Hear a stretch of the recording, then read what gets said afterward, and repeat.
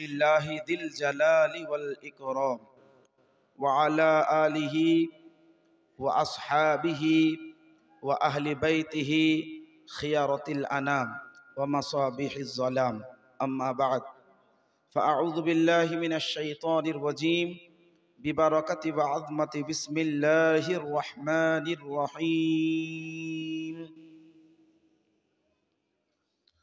لقد كان لكم في رسول الله أسوة حسنة وفي آية أخرى وما آتاكم الرسول فخذوه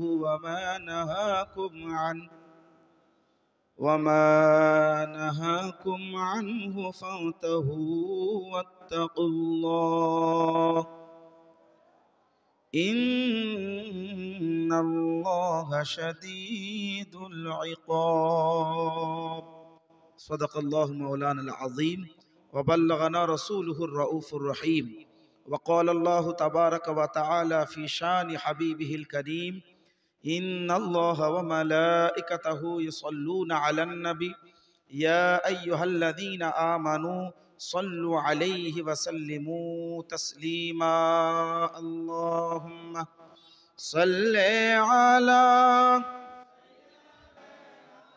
مولانا محمد وعلى آله مولانا محمد وعلى آله مولانا محمد সাল্লাল্লাহু আলাইহি ওয়াসাল্লাম। আল্লাহ পাকের অশেষ করুণা ও কৃপা যে আল্লাহ পাক আমাদেরকে এই প্রাকৃতিক দুর্যোগের পরেও আবহাওয়া এইরকম হবার পরেও যেহেতু আপনারা খুব সুন্দর আয়োজন করেছেন, কিন্তু বাধ্যত এমন একটি জায়গাতেই আমাদের এই মাহফিলে পাকটি উদযাপিত হয়েছে। আল্লাহ পাকের শুকরিয়া আদায় করি যে আল্লাহ পাক অধমকে কলকাতা থেকে এত দূর পর্যন্ত সফর করে আসার তৌফিক দান করেছেন। আপনাদের সকলকে পবিত্র মাহফিলে বসার সুযোগ প্রদান করেছেন। আল্লাহর কৃতজ্ঞতা জ্ঞাপন করে বলি আলহামদুলিল্লাহ। তেনার পরে পরে অসংখ্য হারে শান্তির স্নিগ্ধ ধারা প্রবাহিত হোক সে মহান পথ প্রদর্শকের প্রতি, যিনি আল্লাহর নৈকট্য লাভকারী, বিপদের উদ্ধারকারী, জগতের ভাগ্য বিশ্বের সবচাইতে যোগ্য, বিশ্ব সম্প্রদায়ের দলপতি, যার হস্তে উম্মতের গতি, ধর্মতরীর মাঝি, যার প্রতি মহান আল্লাহ রাজি, আব্দুল্লাহ রাজকুমার, যার জন্য সৃষ্টি সমাহার, মালিকে জান্নাত, সর্বাঙ্গ রহমত, নবিকুলের সর্দার, গায়েবের সংবাদদাতা, ভবিষ্যৎ বক্তা, অন্ধকার কবরের সাহায্যকারী, পাপীদের সুপারিশকারী, জগতের সম্মান, সমস্ত সৃষ্টির প্রতি দয়াবান, জানাবে আকা মৌলা জানাবে আহমদ মুজতাবা মুহাম্মদ মুস্তাফা সাল্লাল্লাহু তাআলা আলাইহি ওয়াসাল্লামের দরবারে কোটি কোটি দরুদ ও সালামের ধারা ও পারা অর্পিত হোক। সকলে বলি আল্লাহুম্মা আমিন। আজকের এই পবিত্র মাহফিলটি জশ্নে ঈদ মিলাদুন নবী সাল্লাল্লাহু আলাইহি সাল্লাম নাম দ্বারাই উদযাপিত হয়েছে। যতটা আমি অবগত হতে পারলাম, এই মাহফিল পাকটি দীর্ঘদিন ধরে উদযাপন হয়ে আসছে, বা আপনারা সকলেই এই মাহফিলটিকে খুব মহব্বতের সাথে উদযাপন করছেন বা করে আসছেন। আজ এই জশ্নে ঈদে মিলাদুন নবী সাল্লাল্লাহু তাআলা আলাইহি সাল্লামের মাহফিলের মাধ্যম দিয়ে আল্লাহ রসুল সাল্লাল্লাহু আলাইহি সাল্লামের জীবন ব্যবস্থা, নীতিমালা, শরীয়তের প্রচার প্রসারের অবস্থা, এসব সম্পর্কে আলোচনা ইনশাআল্লাহ রাখবো।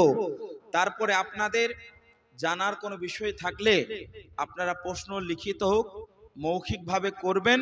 আমি আল্লাহর রহমত অর্জন করে চেষ্টা করব আপনাদের উত্তর দেওয়ার। আজ যে নাম নিয়ে জলসা হয়, জশ্নে ঈদে মিলাদুন নবী সাল্লাল্লাহু আলাইহি সাল্লাম, এই নামটা দিয়ে আজকের বক্তব্য শুরু করি, তাই তো নাকি গো?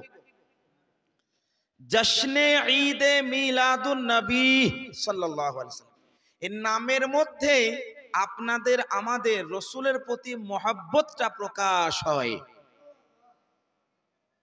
জশ্ন, জশ্ন বলা হয় খুশিকে, জশ্ন বলা হয় খুশিকে, আবার জশ্ন বলা হয় অনুষ্ঠানকেও। ঈদ, ঈদ শব্দের অর্থ হচ্ছে যেটা বারবার আসে, আদা ইয়াউদ আউদ, মানে বারবার যেটা আসে সেটাকে ঈদ বলা হয়। তো বারবার মানুষের জীবনে যেটা আসে সেটা আনন্দের একটা বিষয় হয়। তো ঈদের একটা পারিভাষিক অর্থ হয়, ঈদ মানে হচ্ছে খুশি। তাহলে জশ্নে ঈদ মানে হচ্ছে খুশির মাহফিল। কার খুশির মাহফিল? মিলাদিন নবী। মিলাদ শব্দের অর্থ কি? মিলাদ আমরা বাংলাতেও ভাবি, উর্দুতেও ভাবি, কিন্তু প্রকৃতপক্ষে মিলাদ এটা মিউলাদ থেকে এসেছে। আর মিলাদ এটা আরবি কথা। মিলাদ শব্দের অর্থ হবে যে কোনো ব্যক্তির মিলাদ হতে পারে। রসুল পাকের নাম যদি এখন যুক্ত না করি, আপনারও মিলাদ হতে পারে, আমারও মিলাদ হতে পারে, অন্যেরও মিলাদ হতে পারে। মিলাদ শব্দের অর্থ হয় কোন সন্তানের জন্ম সম্পর্কে বলা, তার বংশ তালিকা উপস্থাপন করা, তার পরিচিতি প্রদান করা। মোট কথায় মিলাদ মানে হয় যে কোনো ব্যক্তির মিলাদ হতে পারে। মিলাদ মানে হচ্ছে ওই ব্যক্তির পরিচিতি প্রকাশ করা বা গুণগান করা বা প্রশংসা করা, এটা হচ্ছে অর্থ। এবার এর সঙ্গে যখন রসুল পাকের এই পবিত্র নামটা যুক্ত করে দেবেন মিলাদিন নবী, এর মানে হবে নবী মুস্তাফা সাল্লাল্লাহু তাআলা আলাইহি ওয়াসাল্লামের প্রশংসা করার খুশির মাহফিল। বুঝে নিয়েছেন? तो इसका मतलब यह हुआ कि जश्न ईद मिलादुन नबी कोई अलग चीज नहीं है, बल्कि इसका माना है रसूल पाक सल्लल्लाहु अलैहि वसल्लम की तारीफ करने की खुशी की महफिल। আর এটা আপনার আমার মুখের কথা দ্বারা প্রতীয়মান নয়, কোরআন এবং হাদিস দ্বারা বিদ্যমান। অনেকে হয়তো মনে মনে ভাববেন, হুজুর এই মিলাদুন নবীটা আবার কোরআন থেকে কিভাবে প্রমাণিত হতে পারে? মিলাদুন নবীটা আবার কিভাবে হাদিস থেকে প্রতীয়মান হতে পারে? কথা বুঝতে পারছেন? কথা বুঝতে পারছেন? আমি কাউকে টার্গেট করে বা কারো সম্পর্কে আমি সমালোচনা করার জন্য উপস্থিত হই নাই। আমার পরিষ্কার কথা, মিলাদুন নবীটা কোরআন এবং হাদিস থেকে প্রমাণিত। বলে বলে হুজুর কিভাবে? কিভাবে? How did you evidence? কিভাবে আপনি প্রুফ করলেন? শুনুন কিভাবে করলাম। মিলাদুন নবীর অর্থটা বুঝে নিয়েছেন এখন? নবী মুস্তাফার প্রশংসা করা, নবী মুস্তাফার গুণগান করা। আলহামদুলিল্লাহ শুরু হওয়ার আগে বিসমিল্লাহির রহমানির রহিমের যে বা, বিসমিল্লাহির রহমানির রহিমের বা থেকে নিয়ে সূরা নাসের মিনাল জিন্নাতি ওয়ান নাসের সিন পর্যন্ত সমগ্র কোরআন, যেখানে 3,23,760 খানার অধিক হরফ রয়েছে, এই কোরআন আল্লাহর বাণীর ভান্ডার। এটা কে এনেছে? জোরে বলুন। রসুল পাক। এটা কে বলেছেন? নবী মুস্তাফা। এটা কে দিয়েছেন? দয়ার হাবিব। এটা কে প্রচার করেছেন? আমাদের রাসূল সাল্লাল্লাহু তাআলা আলাইহি ওয়াসাল্লাম। এবার আমি আপনাদেরকে সহজ ভাবে বোঝাই যে বিসমিল্লাহর বা পড়লে একটি কথা আমাদের কল্পনায় আনতে হবে, বিশ্বাস স্থাপন করতে হবে যে বিসমিল্লাহির রহমানির রহিমের বা যে পড়ছি এটা দয়ার নবী আমাদের দিয়েছেন। আর यहीं पे तो रसूल पाक की तारीफ हो जाती है कि ये कुरान मुस्तफा जान रहमत की बारगाह से हमें मिला है, लिहाजा कुरान के हर हर लफ्ज में रसूल पाक की तारीफ है। সুতরাং কোরআনের হরফে হরফে, লফজে লফজে, জাবার ও জের এবং পেশকে পড়লে পারে রাসূল পাকের উপর ঈমান আনতে হবে, তবে কোরআন পড়া হবে। আর ঈমান আনলেন মানে তো নবী মুস্তাফার প্রশংসা হয়ে গেল। কোন পারায় আছে, কত নম্বর আয়াত? আরে ভাই কোরআনের প্রত্যেক হরফে হরফে আছে রাসূল পাকের তারিফ। যে নবীর নাম কোরআনের প্রত্যেক হরফে হরফে আছে, ওই নবী মুস্তাফার তারিফ, ওই নবী মুস্তাফার প্রশংসা এমনি এমনি হয়ে গেল। বুঝতে পেরেছেন? তবু আমি আপনাদেরকে বোঝাই। তো ঈদে মিলাদুন নবী যুক্তিযুক্ত একটা দলিল পেলেন। এবার অনেক সময় প্রশ্ন হয়, হুজুর ঈদ এটা তো আমরা জানি দুইটা, একটা হচ্ছে ঈদুল ফিত্র আর একটা ঈদুল আজহা। এত বৃষ্টির মধ্যে আবহাওয়া এরকম হওয়ার পরও এই ধরনের ঈদ মানানোর কি অর্থ, তাই না? আমি বলছি না 12 তারিখে মানান, অন্যদিনও মানাতে পারেন, ঈদ মানাচ্ছি তো আমরা, নাকি? এটা ঈদ মানাচ্ছি। তো হুজুর ঈদুল ফিত্র আর ঈদুল আজহা ছাড়াও তো আমরা ঈদ মানাচ্ছি, তো ঈদটা আবার কোথায় আছে? ঈদ তো মাত্র দুইটা, ঈদুল ফিত্র এবং ঈদুল আজহা। সহজভাবে আপনাদেরকে বাংলা ভাষায়, সহজ ভাষায় বোঝাবার চেষ্টা করব, যাতে আপনাদের উত্তরগুলো জানা থাকে, কারণ যাতে আপনার বিশ্বাসের উপরে কেউ হামলা না করে। কে কি বলছে, কে কেমন আমল করছে, ওদিকে আমার যাওয়ার কোনো দরকার নেই। আমি যেটা বিশ্বাস করি আমার কাছে দলিল আছে। मेरा जो अकीदा है वो कुरान हदीस इजमा व कियास के मुताबिक है, लिहाजा उस पर हम क्या रहेंगे, अटल रहेंगे। तो বিষয় বস্তু হলো এটাই যে দুইটা তো ঈদ, ঈদুল ফিত্র এবং ঈদুল আজহা, তো এই 3 নম্বর ঈদ করা মানে তো বিদাত হয়ে গেল না ভাই? কথা বুঝতে পারছেন না? বিদাত হয়ে গেল না ভাই? কারণ ইসলামে বাড়াবাড়ি করা, অতিরিক্ত কোন একটা জিনিসকে যুক্ত করা বিদাত হয়ে গেল, তাই না ভাই? বিদাতকেও বোঝাবো, সবগুলো ইনশাআল্লাহ আসবে। এবার আমি বলি, ঈদুল ফিত্র ঈদুল আজহা এই হিজরতের আগে ছিল? হ্যাঁ হো দিবেন ভাই, আমি হ্যাঁ না শুনলে বক্তব্য আগে বাড়াই না। হিজরতের আগে ঈদুল ফিত্র এবং ঈদুল আজহা ছিল না। রাসূল পাক সাল্লাল্লাহু তাআলা আলাইহি সাল্লাম প্রায় 13 বছর নবুয়ত প্রকাশ করার পরেও 13 বছর মক্কায় ছিলেন। 13 বছর পর্যন্ত মক্কায় ছিলেন, মক্কায় ইসলাম প্রচার প্রসার করেছেন, কিন্তু ঈদ ছিল, কুরবানি ছিল ভাই? ছিল না। আমি একদম হাদিস পড়ার আগে, হাদিস তো পড়বো, হাদিস পড়ার আগে বলি, তো এই ঈদটা আমাদের কে দিলেন? কে দিলেন? জোরে বলুন গো, বুঝতে পারছেন না? চাচা কি গো, বাবা জান, বুঝতে পারছেন না? কে দিলেন? रसूल पाक।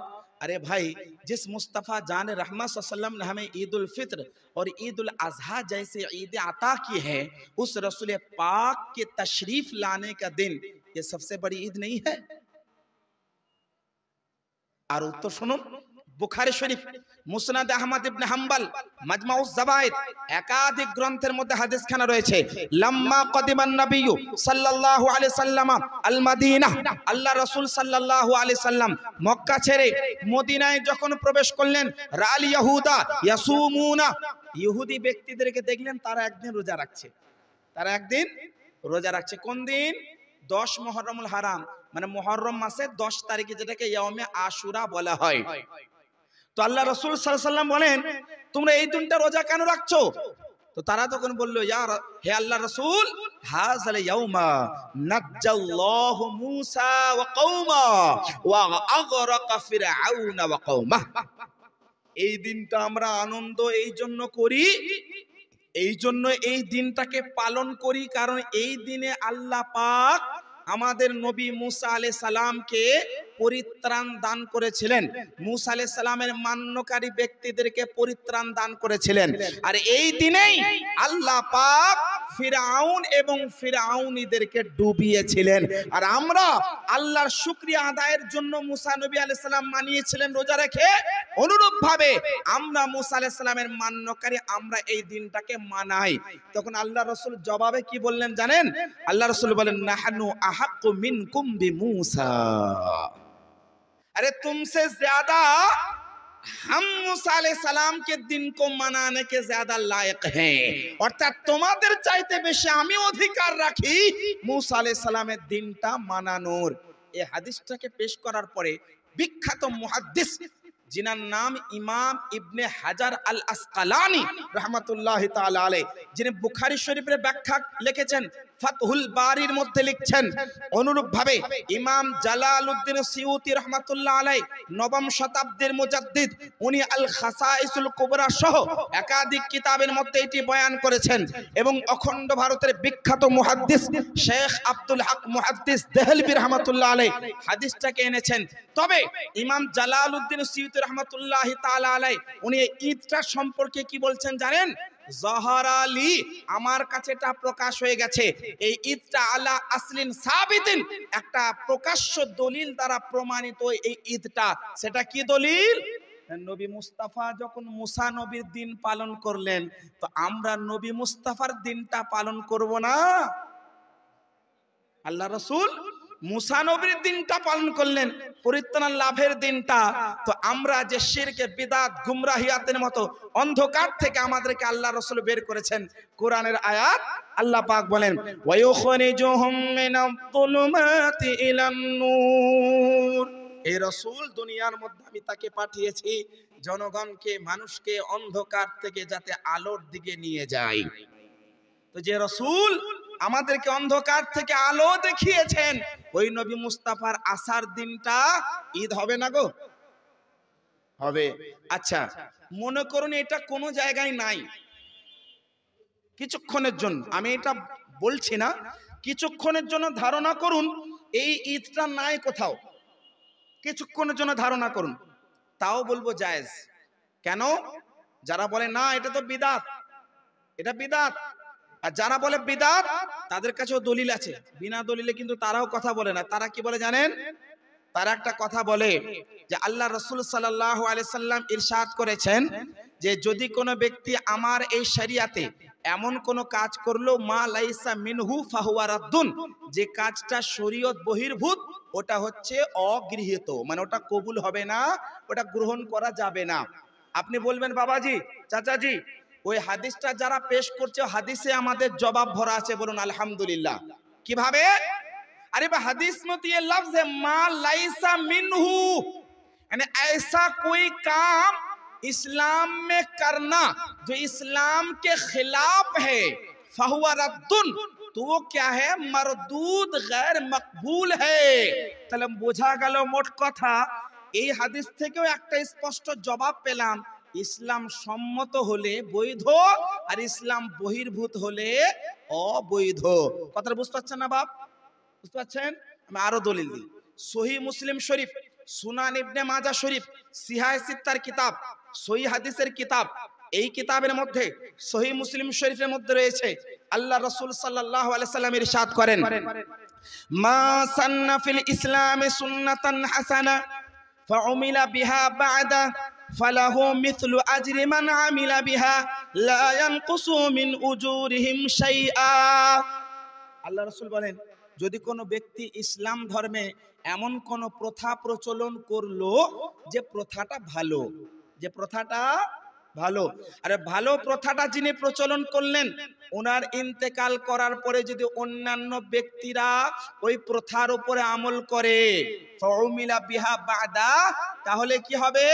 ফালাহু আজরু ফালাহু মিসলু আজরি মান আমিলা বিহা লা ইয়ানকুসু মিন উজুরিহিম শাইআ। যারা আমল করলো তারা যতটুকু নেকি পাবে, ওই ধরনের নেকি যিনি প্রথাটা প্রচলন করেছেন তিনিও পাবেন, আর আমলকারীদের নেকিতে কোনো কমই হবে না। ওয়ামান সান্না ফিল ইসলামি সুন্নাতান সাইয়্যাতান ফাউমিলা বিহা বা'দা ফাআলাইহি মিসলু বিজরি মান আমিলা বিহা লা ইয়ানকুসু মিন আওজারিহিম শাইআ। আর কোন ব্যক্তি যদি ইসলাম ধর্মে কোন খারাপ প্রথা প্রচলন করে এবং খারাপ প্রথার উপরে যদি তার ইন্তেকালের পরে মানুষেরা আমল করে, তাহলে যারা আমল করলো তারা যতটা গুনাহ হবে, গুনাহগার হবে, যিনি প্রথাটা প্রচলন করেছেন তিনিও ততটাই গুনাহগার হবেন, আর যারা আমল করেছে তাদের গুনাহে কোনো কমই হবে না। এবার আমি আপনাদেরকে বলি বাপজি, আল্লাহ রাসূল তো ক্লিয়ার করে দিলেন যে ইসলাম ধর্মের কোনো কাজ ভালো প্রথা প্রচলন হতে পারে, খারাপ প্রথা প্রচলন হতে পারে। প্রচলন শব্দটা কখন ব্যবহার হয়? যেটা আগে ছিল তার জন্য ব্যবহার হয়, না যেটা আগে ছিল না পরে হবে তার জন্য ব্যবহার হয়? কি গো বাপ, বুঝতে পারছেন না? যে কাজটা আগে ছিল না পরে প্রচলন হবে, সেই কাজের কথা হচ্ছে। তাহলে মোট কথা, যে কাজটা আগে ছিল না পরে হবে, এই কাজটা ভালো তো হতে পারে আবার খারাপও হতে পারে। সুতরাং আপনাদেরকে বাবাজি, এই গ্রামটার নাম কি চরবালিপাড়া, আপনাদেরকে যদি প্রশ্ন করে, ভাই why do you celebrate this program, why where did you find this program, এই ধরনের অনুষ্ঠান কেন মানাচ্ছ, এর দলিল কোথায় পেলে, এটা হচ্ছে বিদাত, তখন কি বলবেন?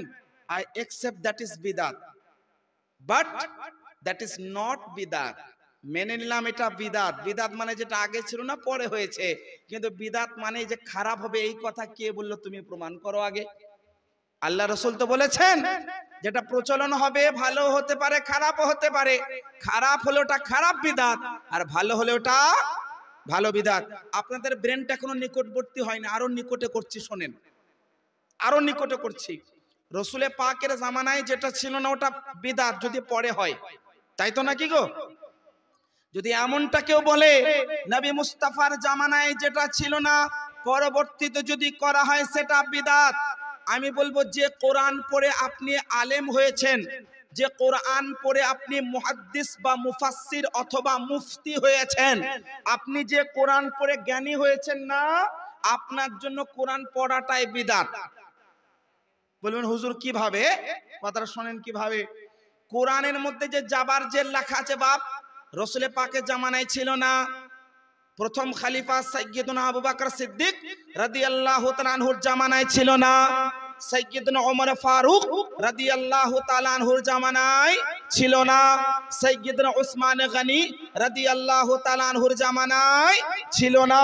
শেরে খোদা মাওলায়ে কায়নাত হযরত আলী রাদিয়াল্লাহু তাআলা আনহুর জামানায় ছিল না। কোন জামানায় হয়েছে? হাজ্জাজ বিন ইউসুফের জামানায় জাবারজের এগুলো বসানো হয়েছে। তাহলে জাবারজের অবস্থায় কোরআন পড়াটা বিদাত হবে না হবে না? কথা বুঝতে পারছেন না বাপ? বুঝাতে পেরেছি? যদি বলে যে তোমাদের এই প্রোগ্রামটা হচ্ছে বিদাত, বলবেন আই অ্যাকসেপ্ট দ্যাট ইজ বিদাত, but that is not bad বিদাত, দ্যাট ইজ গুড বিদাত। কারণ কোরআন পড়াটা যদি বিদাত তুমি বলো, ওটা খারাপ বিদাত তুমি প্রমাণ করো। কারণ বিদাত মানে তো রসুলে পাকের জামানায় যেটা ছিল না সেটা বিদাত। তাহলে কোরআন পড়াটা কি হবে? বিদাত হবে না হবে না? আর কোরআন পড়া যদি কেউ বিদাত মানে খারাপ বিদাত অর্থ লেয়, সে ইমানদার থাকবে? কথা বুঝতে পারছেন না ভাই? যদি কেউ বলে যে বিদাত মানেই খারাপ, কুল্লু বিদাতিন দালালা, প্রত্যেক বিদাত খারাপ, পথভ্রষ্ট। এই প্রত্যেক মানে কোন প্রত্যেক? এই কুল শব্দটা কতগুলো অর্থ আছে জানেন আপনারা? ভাইজান, চাচাজান, বাবাজান যারা আছেন, আপনারা তো গ্রামার পড়েন নাই, উলামায়ে কেরামরা জানেন। তো আপনাদের সামনে ব্যাকরণগত বিষয় তুলতেও আমি চাই না, নাহলে আবার বোরিং মেহসুস হবে। বুঝতে পারছেন তো? কথা হচ্ছে কুল শব্দের অনেক অর্থ হয়, কুল শব্দের অনেক ব্যাকরণ আছে। কুল মানেই যে প্রত্যেক, মানে সব প্রত্যেক কোন ধরনের?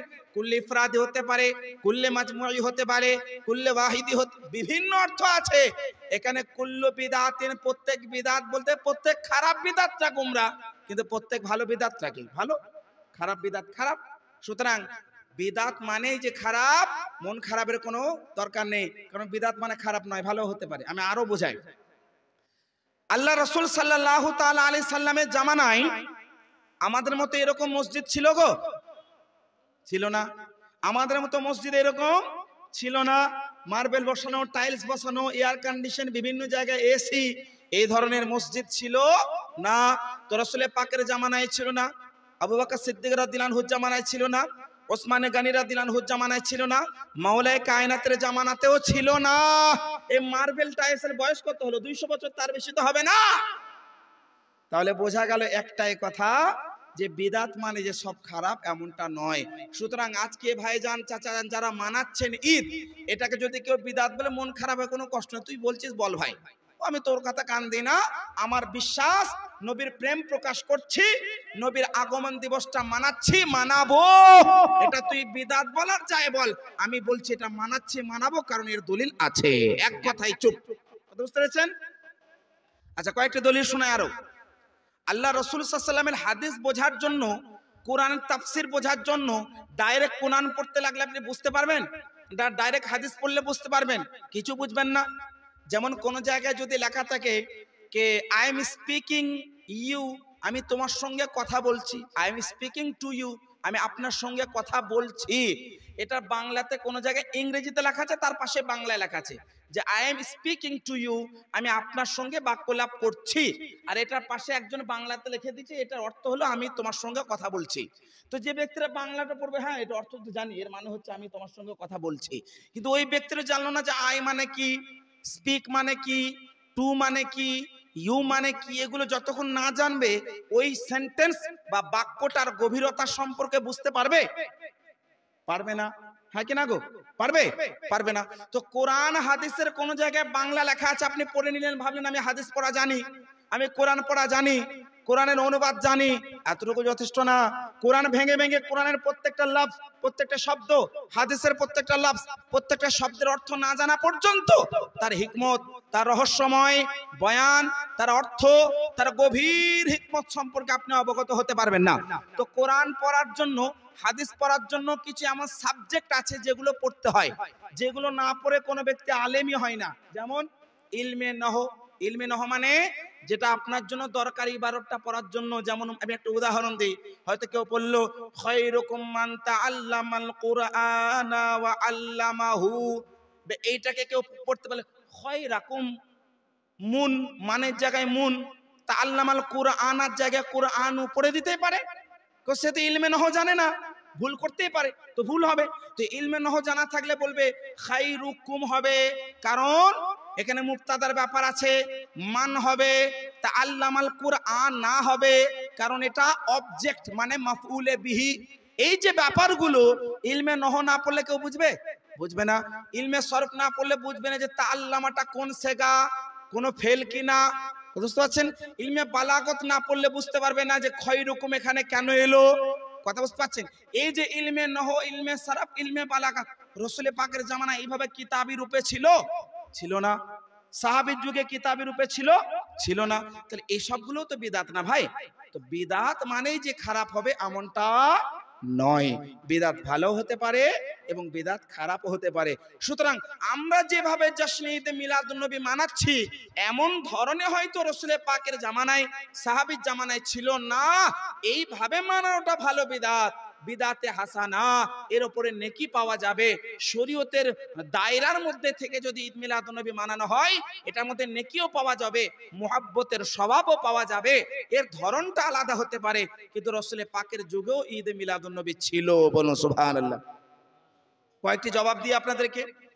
আল্লাহ রাসূল সাল্লাল্লাহু আলাইহি ওয়াসাল্লামকে জিজ্ঞাসা করা হলো, সুইলা রাসূলুল্লাহ সাল্লাল্লাহু আলাইহি ওয়াসাল্লাম আন সাওমিল ইথনাইন قال ذلك فيه ولدت وفيه أنزل علي।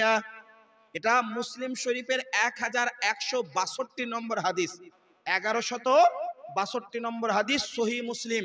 এই হাদিসটার যে রিওয়ায়াতকারী মানে বর্ণনাকারী রাবি হযরত, এর বর্ণনাকারীর সকলে হচ্ছে সিকা মানে গ্রহণযোগ্য। ইমাম নববী রাহমাতুল্লাহি আলাইহি এই হাদিসের ব্যাখ্যায় লিখছেন ওয়া রাবিহি সিকাতুন হাযাল হাদিসু সহিহুন, অর্থাৎ এই বর্ণনাকারীরা হচ্ছে সহিহ, এই হাদিসটা হচ্ছে সহিহ। এই হাদিসের অর্থটা কি শুনেন। আল্লাহ রাসূল সাল্লাল্লাহু আলাইহি ওয়াসাল্লাম প্রত্যেক সোমবারে রোজা রাখতেন। আল্লাহ রাসূল সাল্লাল্লাহু আলাইহি ওয়াসাল্লাম প্রত্যেক সোমবারে রোজা অবস্থায় থাকতেন। আল্লাহ রাসূলকে জিজ্ঞাসা করা হলো, ইয়া রাসূলুল্লাহ, আপনি প্রত্যেক সোমবারে কেন রোজা রাখেন? আল্লাহর রাসূল জবাবে বলেন, যালিকা ফীহি উলিদতু ওয়া ফীহি উনজিলা আলাইয়া। এই দিনটাতে আমি রোজা এই জন্য রাখি কারণ এই দিনে আল্লাহ পাক আমাকে দুনিয়ায় পাঠিয়েছেন, আর এই দিনে আমার উপরে আল্লাহ ওহী নাজিল করেছেন। এবার কিছু মানুষ আছে যারা যুক্তি লাগায়, বলে দেখো আল্লাহ রাসূল সাল্লাল্লাহু আলাইহি সাল্লাম রোজা রেখে তো এটা বলে দিয়েছেন না, কারণ রোজা রাখা তো ঈদে রোজা রাখা কি গো নাজায়েজ নয়? ঈদের দিনে তো রোজা রাখা যায় না, কুরবানির দিনে তো রোজা রাখা যায় না। বছরে 5টা এমন দিন আছে যেগুলো তো রোজা রাখা নাজায়েজ। কয়টা দিন? 5 দিন। ঈদের দিন, কুরবানির দিন, কুরবানির পরের 3 দিন রোজা রাখা যায় না। তো অনেকে কত সুন্দর লজিক দিচ্ছে, দেখুন লজিক হচ্ছে এটাই, ভাই তোমরা জশ্নে ঈদ মিলাদুন নবীটাকে ঈদ বলছো, তো ঈদের নামাজ কই? একটা প্রশ্ন। আর 2 নম্বর, এই ঈদের নামাজ কই? আর 2 নম্বর হলো ঈদে আল্লাহ রাসূল সাল্লাল্লাহু আলাইহি ওয়াসাল্লাম রোজা রেখে পালন করেছেন, এটা ঈদ হতো, তারা রোজা রাখতেন না, কারণ ঈদ হলে নামাজ হতো এক। আর 2 নম্বর প্রশ্ন কি, আল্লাহ নবী তো রোজা রাখলেন, ঈদের তো রোজা রাখা জায়েজ নাই, তো আল্লাহ নবী তো আরো বলে দিতে চাইলেন যে আমার আগমন দিবসটা ঈদ নয়। এটা হচ্ছে যুক্তি, এটা হচ্ছে প্রশ্ন, বুঝতে পেরেছেন বাপ? এর জবাব কি হবে? এর জবাব শুনুন। আরে ভাই, ঈদ মানে তো খুশি, ঈদের জন্য যে নামাজ হতেই হবে এটা কোথায় লেখা আছে তুমি বলো? বুঝতে পারছেন না? यानी ईद के लिए नमाज का होना जरूरी है, कहाँ लिखा है? আমি লোগাতের ডিকশনারির বড় বড় দুইটি ডিকশনারির নাম বলছি, মুআজামুল ওয়াসিত, লিসানুল আরব, আরববাসীদের বড় বড় কিতাব, যেখানে কোন জায়গায় আইন ওয়াও দাল আউদুন যেখান থেকে ঈদ শব্দটি তৈরি হয়েছে, এই শব্দের যদি ব্যাকরণ বইয়ে দেখেন ঈদের অর্থে খুশি লেখা থাকবে, কোন জায়গায় লেখা নাই যে ঈদ মানে নামাজ হতে হবে। তো এই ঈদ মানে নামাজ হতে হবে, এই উক্তিটা ভাই তুমি কোথায় পেলা? কোরআনে আছে, হাদিসে আছে, কোন ডিকশনারিতে আছে, কোন ব্যাকরণ কিতাবে আছে, কোন লুগাতে আছে, কোন किताबे আছে? নাই। तो जब किसी किताब में ईद के माना में ये नमाज को लिखा ही नहीं गया है, तो तुम्हें कैसे पता चला कि ईद के लिए नमाज का होना जरूरी है? अरे भाई, ईद उल फितरे আল্লাহ এমন একটা ঈদ দান করেছেন যার সঙ্গে নামাজ দিয়েছেন, কুরবানিতে আল্লাহ এমন একটা ঈদ দিয়েছেন যার সঙ্গে নামাজ দিয়েছেন। তো ঈদের মানেই যে নামাজ হতেই হবে এমনটা নয়, যে ঈদে আল্লাহ নামাজ দিয়েছেন নামাজ পড়বো, যে ঈদে নামাজ নেই সেই ঈদটা খুশি মানাবো, পরিষ্কার ভাবে কথা। আর দুই নম্বর যে প্রশ্ন ছিল ভাই, যে আল্লাহ রসুল রোজা রেখে প্রমাণ করে দিলেন যেটা ঈদের দিন নয়, আমি বলবো এই ব্যাখ্যা করার অধিকার তোমাকে কে দিল? কে দিল? কে তোমাকে রাইট দিল যে তুমি ব্যাখ্যা করবা যে আল্লাহ রসুল রোজা রাখলেন আর উম্মতিদেরকে বারণ করে দিলেন যে আমার মিলাদুন নবী পালন করিও না, কারণ বিদাত কোন কিতাবে দেখাতে পারবে না, কোন হাদিসে আছে না, কোরআনের আয়াতে আছে না, কারণ আল্লাহ রসুল নিজে রোজা রেখেছেন। যদি বলে তাই ভাই তোমরা কেন রোজা রাখো না, রাখো, রাখতে কি আমরা কি বারণ করেছি? রোজা রেখেও ঈদ মানানো যায়, না রেখেও ঈদ মানানো যায়, কথা বুঝতে পেরেছেন? এবার আমি একটা কথা বলি আপনাদেরকে, যারা বলেন যে ঈদে মিলাদুন নবীটা বিদাত বা হারাম বা নাজায়েজ বা গুনাহ কোনো ঈদ নাই, তাদেরকে আমি বলি হারাম প্রমাণ করার জন্য দলিল লাগবে, হালাল প্রমাণ করার জন্য দলিল লাগে না। কেন? কারণ পবিত্র হাদিস শরীফ আবু দাউদ শরীফ আল্লাহ রাসূল সাল্লাল্লাহু আলাইহি ওয়াসাল্লাম বলেন, মা আহাল্লাল্লাহু ফি কিতাবিহি হালালা ওয়া মা হাররামাল্লাহু ফি কিতাবিহি হারামা ওয়ামা সাকাতা আনহু ফাহুয়া মিম্মা আফা আন। যেগুলো হারাম আল্লাহ কোরআনে বয়ান করে দিয়েছেন, যেগুলো হালাল আল্লাহ বয়ান করে দিয়েছেন, আর যেগুলো সম্পর্কে আল্লাহ পাক খামোশ আছেন, চুপ আছেন, সেগুলো মুআফ, সেগুলো মার্জিত, সেগুলো মুবাহ, সেগুলো জায়েজ। তাহলে এই সমগ্র কুল কায়নাতে যা কিছু আছে সব আমাদের জন্য হালাল, কিন্তু যার বিপক্ষে দলিল থাকবে সেটা নাজায়েজ অথবা হারাম বা গুনাহ, এটা যদি প্রমাণ হয় তবে হবে, নচেত না। এটা বলবেন হুজুর কোথায় পেলেন? বলি আপনাদেরকে, পবিত্র কোরআন শরীফ উঠিয়ে দেখুন, আল্লাহ পাক বলেন ওয়াসাখখারা লাকুম মা ফিস সামাওয়াতি ওয়া মা ফিল আরদ। আল্লাহ পাক আসমান জমিন যা কিছু দান করেছেন এই সমগ্র কুল কায়নাতকে আল্লাহ পাক তোমাদের কন্ট্রোলে করে দিয়েছেন। আল্লাহ পাক বলেন ये जमीन तुम्हारे लिए है, ये आसमान तुम्हारे लिए है, यानी पूरी कायनात को हमने इंसान के लिए बनाया है। সুতরাং সমগ্র কুল কায়নাতকে আল্লাহ পাক আমাদের জন্য সুসজ্জিত করেছেন, কুল কায়নাতের যাবতীয় মাখলুকাতকে আল্লাহ পাক মানুষের জন্য বানিয়েছেন। সুতরাং সবগুলো মানুষের উপকারের জন্য আছে, হালাল, কিন্তু যতক্ষণ পর্যন্ত কোনোটার বিপক্ষে দলিল না হবে ওটা হারাম প্রমাণ হতে পারে না। অনেকে বলবে হুজুর যারা ঈদ মানাচ্ছে তারা তো প্রমাণ দেবে না, যারা মানাই না তারা কেন প্রমাণ দেবে? তাই তো বলে নাকি? কি গো, বুঝতে পারছেন না ভাই? আপনারা মানাচ্ছেন, আপনাদেরকে বলবে আপনারা মানাচ্ছেন আপনারা প্রমাণ দেবেন, আমরা মানাই না আমরা কি করতে প্রমাণ দেব? বলতে পারে না, পারে না গো? আপনি উত্তর কি দেবেন ভাই? এটা ঈদ বলে নয়, দুনিয়ার যে কোনো জিনিস আমাদের জন্য হালাল, যতক্ষণ পর্যন্ত তার বিপক্ষে দলিল না হবে ওটা হারাম হবে না। হুজুর কিভাবে? টমেটো খান গো আপনারা? টমেটো খান না? কি গো চাচা যান, বুঝতে পারছেন? টমেটো খান না গো? হ্যাঁ কি না? হ্যাঁ টমেটো খান। তো টমেটোর কথা কোরআনে কোথাও লেখা আছে আর টমাতির? আরবিতে টমেটোকে তমাতির বলা হয়। তো টমেটোর কথা কোরআনে কোথাও লেখা আছে? নাই। ওটা হারাম হয়ে যাবে? আমি আলহামদুলিল্লাহ হাফিজে কোরআন, এটা আল্লাহর বড় নিয়ামত। নিয়ামত প্রকাশ করাও একটা নেকির কাজ। আমি যে বিষয়টা বলছিলাম, কোরআনে কোনো জায়গায় টমেটোর কথা নেই। টমেটো খাই, গোশত দিয়ে রান্না করা হয়, আলু দিয়ে রান্না করা হয়, পুড়িয়ে মানে ভর্তা বানানো হয়, এটা খাওয়া জায়েজ নয়। জায়েজ? বলবেন কেন হুজুর জায়েজ? কারণ সবই হালাল, যতক্ষণ পর্যন্ত তার বিপক্ষে দলিল না হবে। টমেটো খাওয়া যাবে না, কোরআন হাদিসে ইজমা কিয়াসে যদি তার হারাম সাব্যস্ত না হয়, হালাল থাকবে। তো মিলাদুন নবী হালাল আছে, থাকবে, যতক্ষণ পর্যন্ত বিপক্ষে দলিল না হবে। বুঝে নিচ্ছেন? তুমি মানাও না, তোমার ব্যক্তিগত ব্যাপার, কিন্তু আমি মানাই এটা হালাল। আচ্ছা, যে সকল ব্যক্তিরা, আমরা এখানে যারা বসে আছি হানাফি মাযহাবের লোক তো, হয় কি না কেউ? আমরা সবাই কি হানাফি মাযহাবের লোক?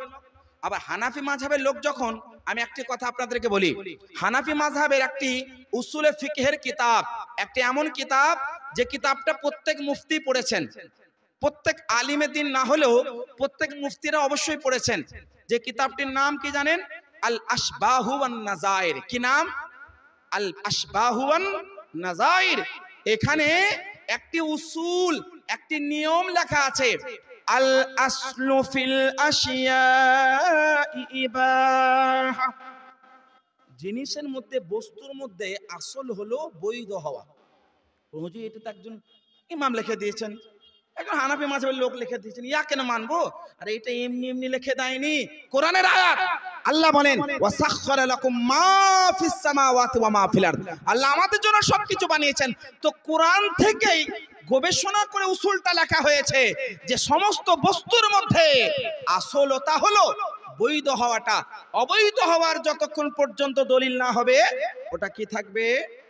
বৈধ থাকবে। এরকম লক্ষ লক্ষ দলিল দেওয়া সম্ভব আছে, লক্ষ লক্ষ, এক দুইখানা নয়, লক্ষাধিক দলিল দেওয়া যেতে পারে, যেগুলো কোরআন বা হাদিস আপনি পাবেন না স্পষ্ট নাম দিয়ে, কিন্তু ওটা হালাল, কারণ ওটার বিপক্ষে কোনো দলিল নাই, ওটার বিপক্ষে কোনো প্রমাণ নাই। আরো একটি উদাহরণ দিই, তারাবি নামাজ পড়েন না গো? কি গো মুরব্বী হজরত, আপনারা যে হ্যাঁ হতে ইচ্ছেন না জি গো? পড়েন তো? জামাত সহকারে পড়েন না? জামাত সহকারে পড়েন না? জামাত সহকারে পড়েন। আমি আপনাকে বলি, যদি কেউ বলে বিদাত মিলাদুন নবী কারণ নবীর যুগে ছিল না, ছিল না বলা ভুল, ছিল প্রমাণ করব, এইভাবে না থাকলেও ছিল, ধরনটা পাল্টাতে পারে, আসলটা ছিল। বিষয়বস্তু হলো এটাই যে যেমন তারাবির নামাজ জামাত সহকারে রসুলে পাক কিন্তু পড়েন নাই। রসুলে পাক সাল্লাল্লাহু আলাইহি ওয়াসাল্লাম তারাবির নামাজ জামাত সহকারে পড়েন নাই। রসুলে পাকের মনের আকাঙ্ক্ষা ছিল, মনের আশা ছিল, আর সুন্নাতে মুআক্কাদা সাব্যস্ত হওয়ার জন্য ধারাবাহিকতার সাথে কোনো কাজটা জরুরি নয়, ধারাবাহিকতার সাথে মনো আকাঙ্ক্ষাটা যদি যুক্ত থাকে তাও সুন্নাতে মুআক্কাদা প্রমাণ হয়ে যায়। তো বিষয়বস্তু হলো এটাই যে তারাবির নামাজ জামাত সহকারে দ্বিতীয় খলিফা সাইয়্যিদুনা আমিরুল মুমিনিন হযরত ওমর ফারুক রাদিয়াল্লাহু তাআলা আনহুর জামানা থেকে হয়েছে। সাইয়্যিদুনা ওমর ফারুক রাদিয়াল্লাহু তাআলা আনহু নামাজ সমাপ্তির পরে বললেন, নি'মাতিল বিদআতু হাযিহি, এটি কতই উত্তম বিদআত।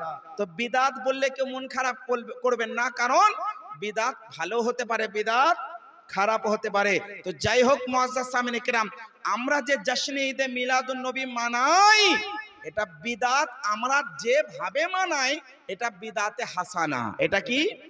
বিদআতে হাসানা। মন খারাপের কিছু নাই, বিদআত অনেক আছে, কিন্তু বিদআতি আমরা নয়। বিদআতে হাসানাটাকে যারা করে তাদেরকে বিদআতি বলা হয় না, বিদআতে সাইয়্যা যারা করে তাদেরকে বিদআতি বলা হয়। তো বিষয়বস্তু হলো এটাই, আমরা ভালো বিদআত, এটা খারাপ কাজ নয়, এটা হচ্ছে ভালো কাজ। আরে ভালো কাজ করলে উপকারী বা কি ভাবেন? প্রশ্ন করতেই পারে, প্রশ্ন আপনাকে করতেই পারে কে what is benefit for you in this program, in this celebrating this program? এই ধরনের অনুষ্ঠান অনুষ্ঠিত করার পর তোমার কি লাভ? আপনাদের কি উপকারিতা আছে? কি বেনিফিট আছে? প্রশ্ন করতেই পারে। আপনি কি বলবেন ভাই? আপনি কি উত্তর দেবেন? এর অনেক বেনিফিট আছে, এর অনেক উপকারিতা আছে। আমি একটি আপনাদেরকে দলিল দিই, বুখারী শরীফের হাদিস, হাদিস নম্বর 5101। এই হাদিসের বর্ণনাকারী সকলে সিকা, হাদিসটির মান হচ্ছে সহিহ। এই হাদিস সম্পর্কে ইমাম ইবনে হাজার আল আসকালানি রাহমাতুল্লাহি তাআলা আলাইহি উনি সহিহ বলেছেন। তাহজিবুত তাহজিব উঠিয়ে দেখুন, এই হাদিসটি হচ্ছে সহিহ। ফাতহুল বারির এই হাদিসের 5101 নম্বর হাদিসের নিচে লেখা আছে হাযাল হাদিসু সহিহুন। বুঝতে পেরেছেন?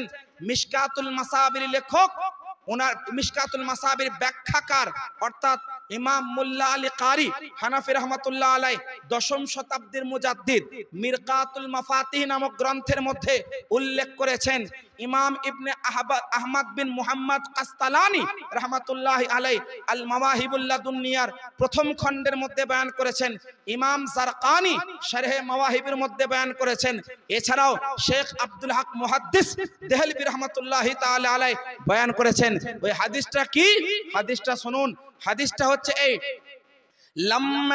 ফালাম্মা মাতা আবু লাহাব উরিয়াহু বা'দু আহলিহি মাযা লাকিতা ইয়া আবা লাহাব ক্বাল লাম আলকা বা'দাকুম গায়রা আন্নী সুকিতু ফি হাদিহি বিআতাকাতি সুবাইবা। হাদিসের অর্থ হচ্ছে, আবু লাহাব কে জানেন তো? আবু লাহাব কে জানেন? এর পরিচিতিটা একটু দিই আপনাদেরকে। আল্লাহ রসুল সাল্লাল্লাহু আলাইহি ওয়াসাল্লাম, হাদিসটা আমি পড়বো পরে, পরিচিতিটা দিই, কারণ এই পরিচিতি না জানলে হাদিসের ব্যাখ্যাটা বুঝতে পারবেন না। আবু লাহাব কে জানেন? আল্লাহ রসুল সাল্লাল্লাহু আলাইহি ওয়াসাল্লাম নবী তো আগের থেকে ছিলেন, নবুয়তটা কখন প্রকাশ করেছেন? 40 বছর পরে। আল্লাহ পাক পবিত্র কোরআন শরীফের একটি আয়াত পেশ করলেন, ইয়া আইয়ুহাল মুদ্দাথির কুম ফাআনযির ওয়া রাব্বাকা ফাকাব্বির ওয়া সিয়াবাকা ফাতাহহির ওয়া রুজজা ফাহাজুর। পবিত্র কোরআন পারা নম্বর 29 সূরা মুদ্দাথিরের 1 নম্বর আয়াত থেকে 5 নম্বর আয়াত, 5টি আয়াত একসঙ্গে নাজিল হলো। এই আয়াতের অর্থ কি? ইয়া আইয়ুহাল মুদ্দাথির, হে কম্বলাবৃত বন্ধু,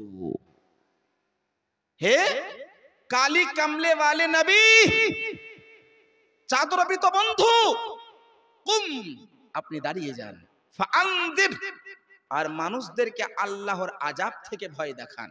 আপ দাঁড়ায়, ওয়া রাব্বাকা ফাকাব্বির, আর আল্লাহর বড়াই প্রকাশ করুন, ওয়া সিয়াবাকা ফাতাহহির, নিজের পোশাক আশাককে পবিত্র রাখুন, ওয়া রুজজা ফাহাজুর, और गंदगी से आप दूर रहे। এই আয়াতটি যখন নাজিল হলো, এখানে আয়াতের একটা অংশ হলো ফাআনজির। আনজির মানে আপনি ভয় দেখান, এটা একটা হুকুম, উজিবি হুকুম, ইম্পারেটিভ সেন্টেন্স, মানে আল্লাহ রাসূলের উপর ওয়াজিব হয়ে গেল বলা, কিন্তু এখানে গোপনীয় ভাবে আল্লাহ রাসূল সাল্লাল্লাহু আলাইহি ওয়াসাল্লাম প্রথমে গোপনীয় ভাবে কিছু মানুষদেরকে প্রচার করতে লাগলেন। প্রথমে সাইয়্যিদুনা আবু বকর সিদ্দিক রাদিয়াল্লাহু আনহু ইসলাম গ্রহণ করলেন পুরুষদের মধ্যে। মহিলাদের মধ্যে মা খাদিজাতুল কুবরা রাদিয়াল্লাহু আনহা ইসলাম গ্রহণ করলেন। নওজওয়ান ছেলেদের মধ্যে শেরে খোদা মাওলায়ে কায়নাত ইসলাম গ্রহণ করলেন। আজাদকৃত মানে মুক্ত যারা গোলাম ছিলেন, পরে আজাদ হয়েছেন, হযরত যায়েদ বিন হারিসা, উনি প্রথমে ইসলাম গ্রহণ করলেন। গোলামদের মধ্যে প্রথমে বিলাল হাবশি রাদিয়াল্লাহু আনহু ইসলাম গ্রহণ করলেন। এই ইসলাম গ্রহণ করতে করতে প্রায় 3 বছর পর্যন্ত ইসলামের প্রচার প্রসার যখন হয়ে যায়, কোরআনের একটি আয়াত নাজিল হলো, ফাসদা বিমা তুমার ওয়া আরিদ আনিল মুশরিকিন। কোরআনের আয়াত, হে নবী আপনি এবার প্রকাশ্যে বয়ান করে দিন যেটা আল্লাহ আপনাকে নির্দেশ দিয়েছে। ওয়া আদির আশিরাতাকাল আকরাবিন, হে নবী আপনি আপনার বংশের মানুষদেরকে আগে বলুন। তো আল্লাহ রাসূল কোহে সাফাতে দাঁড়িয়ে গেলেন, মক্কা সাফা নামক পাহাড়ে দাঁড়িয়ে গেলেন। দাঁড়িয়ে যাওয়ার পরে আল্লাহ রাসূল বলেন, ইয়া বানি ফির, ইয়া বানি আদি, এই বলে সবাইকে ডাক দিলেন। আল্লাহ রাসূলের ডাকে সাড়া দিয়ে আবু লাহাব, বড় বড় কাফের মুশরিকরা সবাই হাজির হয়ে গেল। হাজির হয়ে যাওয়ার পরে আল্লাহ রাসূল প্রথমে ভূমিকা বললেন, একটি কথা বললেন, শোনো, আমি যদি তোমাদেরকে এখন বলি এই কোহে সাফার পেছনে মানে পাহাড়ের পেছন থেকে কিছু দলবল মানুষ আসছে, দলবল নিয়ে তোমাদের উপর হামলা করার জন্য, এই কথার উপরে তোমরা বিশ্বাস করবে? তখন মক্কার কাফের মুশরিকরা বলল, অবশ্যই বিশ্বাস করব। ফা ইন্নাকা আনতাল আমিন, কারণ আপনি তো হলেন সত্যবাদী, আপনি কখনো মিথ্যা বলেন নাই। সুতরাং আপনি যখন এমন কথা বলছেন তাহলে আমরা মানতে বাধ্য, কারণ আপনি কখনো মিথ্যা বলেন নাই।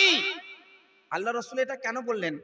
কারণ পাহাড়ের পেছনে যদি কেউ দলবল নিয়ে হামলা করতে আসে, এটা যতটা বেদনাদায়ক না হবে, আল্লাহ তাদের তার চাইতে বেশি আযাবের ব্যবস্থা করেছেন না করেন নাই? ওটা কতটা যন্ত্রণাদায়ক। এবার আল্লাহ রাসূল বললেন, যখন মক্কার কাফের মুশরিকরা বলল যে আমরা মেনে নেব, কারণ আপনি তো জীবনে কখনো মিথ্যা বলেন নাই, তখন আল্লাহ রাসূল বলেন, শোনো, ইন্নী রাসূলুল্লাহি, আমি হলাম আল্লাহর প্রেরিত রাসূল। আল্লাহ হচ্ছেন এক, আল্লাহর উপর ঈমান আনো, আল্লাহকে ভয় করো। তখন এই আবুল আহাব, যার পরিচিত আপনাকে দিতে চাইছিলাম, আবুল আহাব তখন বলল, এই জন্য তুমি ডেকেছিলে? আস্তাগফিরুল্লাহ, यानी मजाक में इस्तेहजाअन उसने ये कहा कि इसीलिए तुमने बुलाया था। এই কতটা যন্ত্রণাদায়ক, বুঝতে পারছেন? রাসূল পাক নিজের আত্মীয় বা মক্কার অন্যান্য ব্যক্তিদেরকে ডাক দিলেন, তারা কি বলছে এই জন্য ডেকেছিলে? মানে হাসির ছলে। আল্লাহ রাসূল তো সহ্য করে নিলেন, কিন্তু মহান আল্লাহ রাসূল পাকের বেদনা, রাসূল পাকের যন্ত্রণা শোনার পরে কোরআনের আয়াত নাজিল করে দিলেন, তাব্বাত ইয়াদা আবি লাহাবিন ওয়া তাব মা আগনা আনহু মালুহু ওয়া মা কাসাব। এই আয়াতটা তখনই নাজিল হয়েছে, এটা একটা শানে নুজুল। আয়াতের অর্থ কি? আল্লাহ রাসূলের জবাব শুনে, আল্লাহ রাসূলের সারায় ডাকে সাড়া দেওয়ার পরে আল্লাহ নবী যে আহ্বান জানালেন, আবু লাহাব বলেছিল এই জন্য ডেকেছিল। মহান আল্লাহ বললেন, তাব্বাত ইয়াদা আবি লাহাবিন ওয়া তাব্বা, আবু লাহাবে ধ্বংস হয়ে যাক, মা আগনা আনহু মালুহু ওয়া মা কাসাব, তার মাল ও দৌলত কোনো কাজে তার আসবে না। এটা আল্লাহ পাক নাজিল করলেন कि আবু লাহাব হালাক ও বরবাদ हो जाए। আল্লাহ রাসূলকে তারা একবার বলেছিল যে এই জন্য ডেকেছিল, কিয়ামত পর্যন্ত মুসলমান নামাজে ফজর হোক, নামাজে যোহর হোক, নামাজে মাগরিব হোক, নামাজে ইশা হোক, নামাজে বিতর হোক, নামাজে নফল হোক, যেই নামাজ হোক না কেন, তারা পরে তাব্বাত ইয়াদা আবি লাহাব ওয়া তাব, হালাক হয়ে যাও আবু লাহাব। এই হচ্ছে কত জঘন্যতম ব্যক্তি আবু লাহাব। একটু পরিচিতি পেলেন যে আবু লাহাবটা কে? এবার হাদিসটা শুনুন, বুখারী শরীফের 5101 নম্বর হাদিস। আল্লাহ রাসূল সাল্লাল্লাহু আলাইহি সাল্লামের মোবারক জবানি দ্বারাও আমরা শুনবো। আসলে হাদিসটা আগে শুনুন।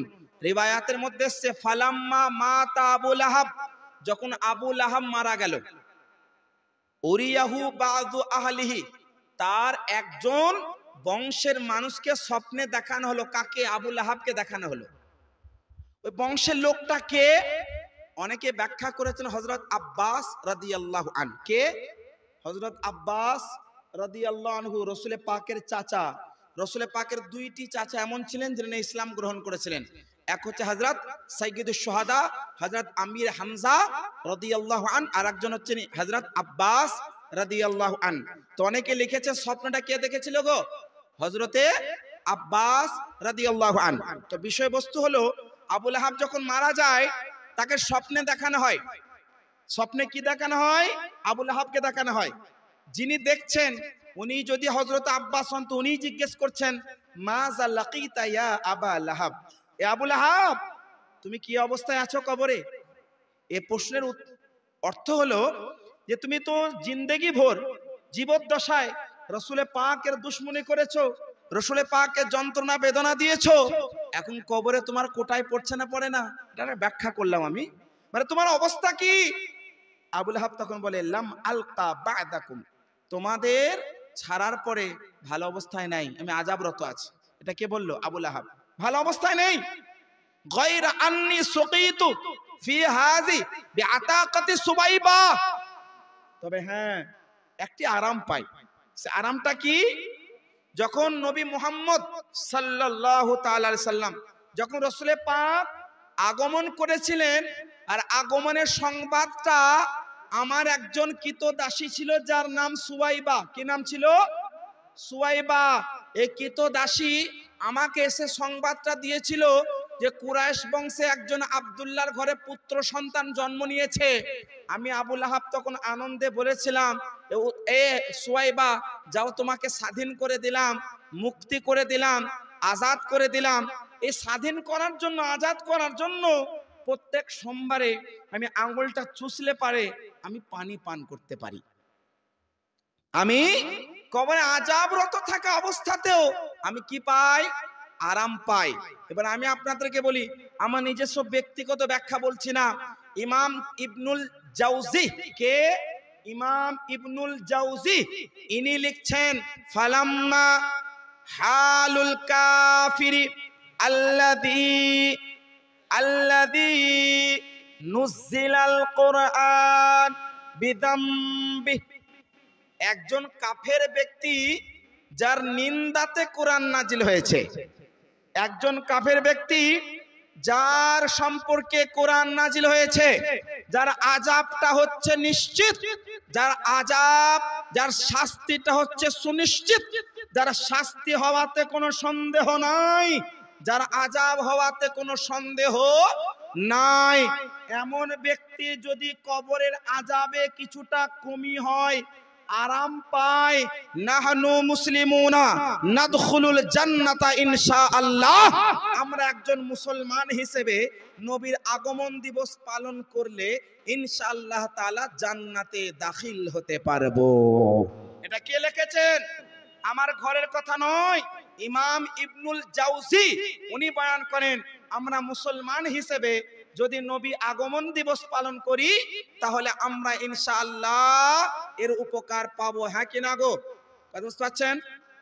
আচ্ছা, অনেকে বলেন এই হাদিসটা তো হযরত আব্বাস রাদিয়াল্লাহু আনহু বর্ণনা করেছেন, আর হযরত আব্বাস স্বপ্নটা তখন দেখেছিলেন যখন কাফের ছিলেন। কথা বুঝতে পারছেন? আমি একটু উসুল নিয়ে কথা বলি, একটু ব্যাকরণগত আপনাদের সম্পর্কে আলোচনা করি, না হলে কিন্তু সকালবেলায় হবে আর বলে মুফতি সাহেবকে কলকাতা থেকে নিয়ে আসলেন, এমন হাদিস বলে গেল যে হাদিসটা একজন কাফের থাকা অবস্থায়, যিনি কাফের ছিলেন, কাফের থাকা অবস্থায় স্বপ্ন দেখেছিলেন, আর স্বপ্নটা বলে দিয়ে চলে গেল, আপনাদেরকে প্রমাণ দিয়ে দিল, আপনি মেনে নিলেন। কি গো বাপ, বুঝতে পারছেন না, পারেন না গো? হ্যাঁ, তো এর উত্তর কি হবে শোনেন। যারা বলেন যে আব্বাস রাদিয়াল্লাহু আনহু তো কাফের অবস্থায় এই স্বপ্নটা দেখেছিলেন, ওনার স্বপ্নটা কিভাবে গ্রহণযোগ্য হবে? বুঝতে পারছেন? এর অনেকগুলো উত্তর দেব। বলবো মৌলভী সাহেব, আপনি নিয়মটা ঠিক বলেছেন, জায়গাটা ভুল জায়গায় ফিট করছেন। কেন? उसूल हदीस में जहां ये लिखा है कि अगर कोई कुफ्र की हालत में कोई हदीस को समात करता है और कुफ्र की हालत में उसको बयान करता है तो वह हदीस गैर मकबूल है। कारण कुफ्री अवस्थाয় হাদিস শুনলে ওটা গ্রহণযোগ্য হয় না। কিন্তু কোনো ব্যক্তি যদি कोई अगर कुफ्र की हालत में हदीस को समात करता है और ईमान की हालत में हदीस को बयान करता है तो हदीस मकबूल है।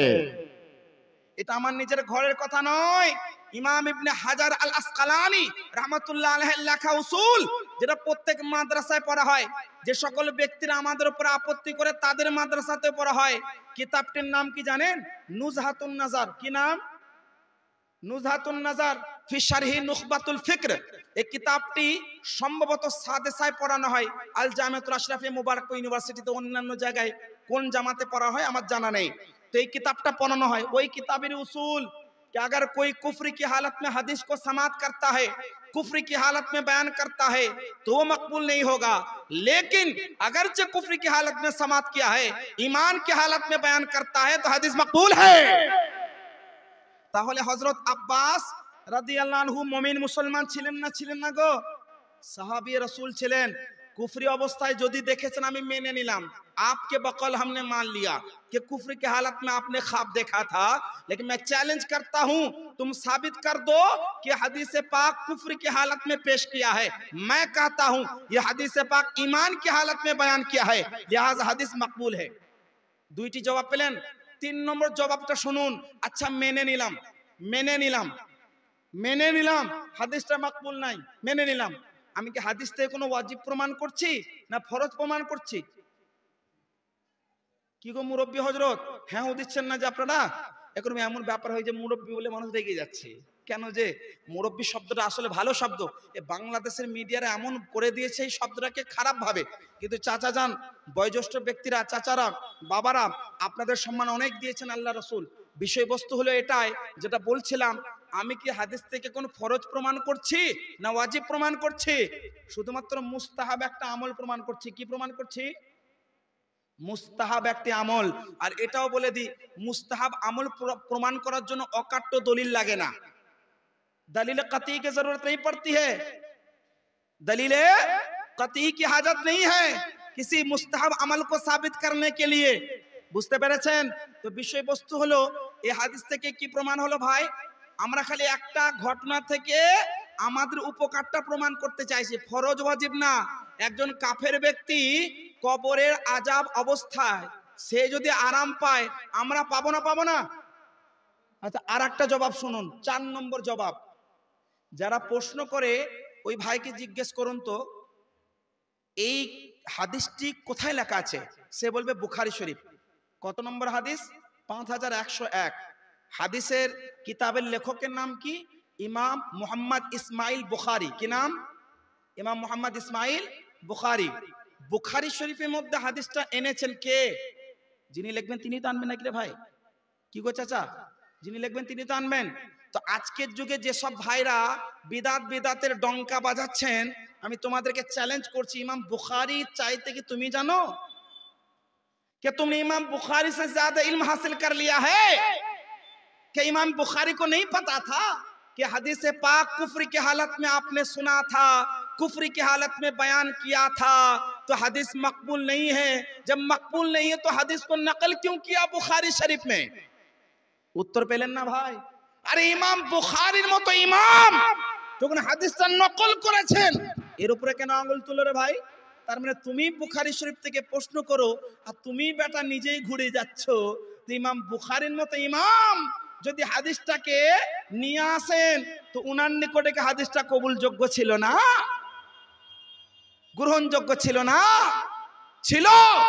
আপনাদের মুর্শিদাবাদ এলাকায় মতভেদ খুব হয়, কেন কলকাতায় থাকি তো বিভিন্ন আমার ছাত্ররা এসে বলেন হুজুর মুর্শিদাবাদে যাচ্ছেন একটু ভালো করে দিয়ে আসবেন। কেন? হুজুর ওই এলাকায় এসব বেশি হয়। যে কি হয়? আমরা ভাই স্পষ্ট খোলামেলা, কে কি করছে আমার দেখার দরকার নাই। আমি যেটা করি সেটা দলিল মতো করি, দলিলে আছে, প্রমাণে আছে, তাই মানি। চাहे कोई भी हो, कोई भी नाम का हो, चाहे बिरादर राहुल हो, मुमताजुल हो, कोई अलग अलग फला ढका कुछ भी हो, अरे साबित कर दो तुम कि मिलादुन नबी हराम है, मिलादुन नबी नाजायज है। मैं चैलेंज करता हूं, अगर साबित कर दिया हराम या नाजायज, 1 लाख रुपए देने के लिए तैयार हो। গরিব হতে পারি, কিন্তু 1 লক্ষ টাকা দেওয়ার ক্ষমতা আল্লাহ ইনশাআল্লাহ দান করেছেন। বুঝতে পেরেছেন ব্যাপারটা? যদি কেউ প্রমাণ করে দেয় মিলাদুন নবী হারাম বা নাজায়েজ, কথাটা ভালো করে মুখে রাখবেন, মিলাদুন নবী হারাম বা নাজায়েজ বা বিদআতে সাইয়্যা, এটা যদি কেউ প্রমাণ করে দেয় 1 লক্ষ টাকা চ্যালেঞ্জ থাকলো। আর আমি জানি ইনশাআল্লাহ কোনোদিন পারবে না প্রমাণ করতে, কারণ ये हलाल है, जायज है, मुस्तहब है और बेहतर अमल है, इजहार मोहब्बत का जरिया है।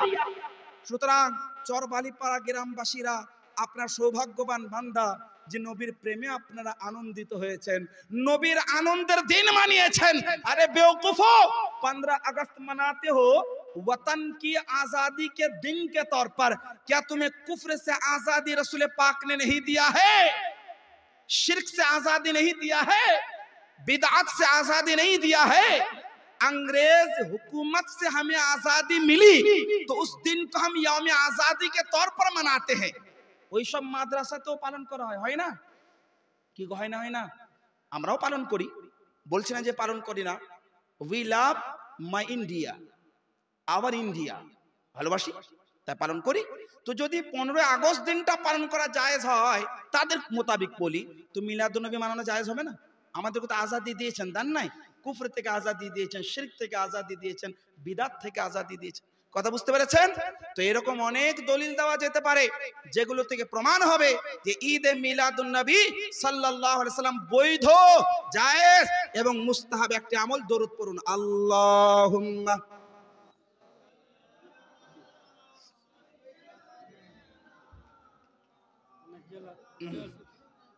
ভালো হয়, ঠিক আছে, একটু পরে আনলে হবে।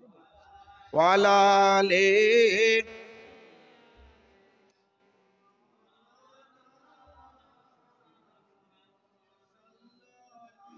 মুহাম্মাদিন সাল্লি আলা মুহাম্মাদ হরদম জবান পাক নবী মুহাম্মাদ হরদম জবান শাফিয়ানা মুহাম্মদ। আপনাদের প্রশ্ন নেব না বক্তব্য আগে বাড়িয়ে যাব? আগায় পরে প্রশ্ন নেবেন তো? আচ্ছা শোনাই। আল্লাহ রসুল সাল্লাল্লাহু আলাইহি ওয়াসাল্লামের আগমন দিবস আমরা পালন করি, কিন্তু আগমন দিবস শুধু পালন করলে হবে না, আল্লাহ রসুল যে শিক্ষা দিয়েছেন ওর উপরে আমল করতে হবে না? হবে না? আল্লাহ রসুল সাল্লাল্লাহু আলাইহি ওয়াসাল্লাম কি বার্তা দিয়েছেন আমাদেরকে, ওই বার্তাগুলোর উপরে আমল করতে হবে না? হবে না? মানে মোট কথা, আল্লাহ রসুল সাল্লাল্লাহু আলাইহি ওয়াসাল্লাম আমাদেরকে যে জীবন ব্যবস্থা প্রদান করেছেন, জীবন যাপনের পদ্ধতি দিয়েছেন, যে নীতিমালাগুলো দান করেছেন, ওগুলোর উপরে আমাদের আমল করতে হবে না? হবে না? করতে হবে। কারণ ঈদে মিলাদুন্নবী পালন যেমনি ভাবে আমরা করি রসুল পাকের মহাব্বতে, ঠিক তেমনি ভাবে রসুল পাক সাল্লাল্লাহু আলাইহি সাল্লাম আমাদের জন্য যেগুলো দিয়ে গেছেন, যে সুন্নতগুলো দিয়ে গেছেন, ওই সুন্নতগুলোর উপরে আমল করতে হবে। হ্যাঁ কি না? আল্লাহ রসুল সাল্লাল্লাহু আলাইহি ওয়াসাল্লাম সব থেকে বড় একটি জিনিস দিয়ে গেছেন, সেটা হচ্ছে নামাজ। কি? নামাজ। আল্লাহ রসুল বলেন as-salatu afzalul ibadat, সব থেকে সেরা ইবাদত হলো নামাজ। সব থেকে উত্তম নামাজ কোনটা? ইবাদত কোনটা? নামাজ। সব থেকে উত্তম শ্রেষ্ঠ ইবাদত নামাজ। কিন্তু আমরা যে ঈদে মিলাদুন্নবী পালন করি, রসুল পাকের প্রতি মুহাব্বতের দাবি করি, কিন্তু যদি নামাজ না পড়ি, রসুল পাকের বার্তার উপর আমল হলো? আলহামদুলিল্লাহ, এখানে যারা বসে আছেন সকলে নামাজি মনে হচ্ছেন, কিন্তু মাইকের আওয়াজ অনেক দূর পর্যন্ত যাচ্ছে, অনেকে মেলায় ঘুরে বেড়াচ্ছেন, এখানে ওখানে ঘুরে বেড়াচ্ছেন। অনুরোধ করব মহফিলে এসে বসে শুনুন কিছুক্ষণ, তাহলে বুঝতে পারবেন যে জশ্নে ঈদে মিলাদুন্নবীতে কি হয়।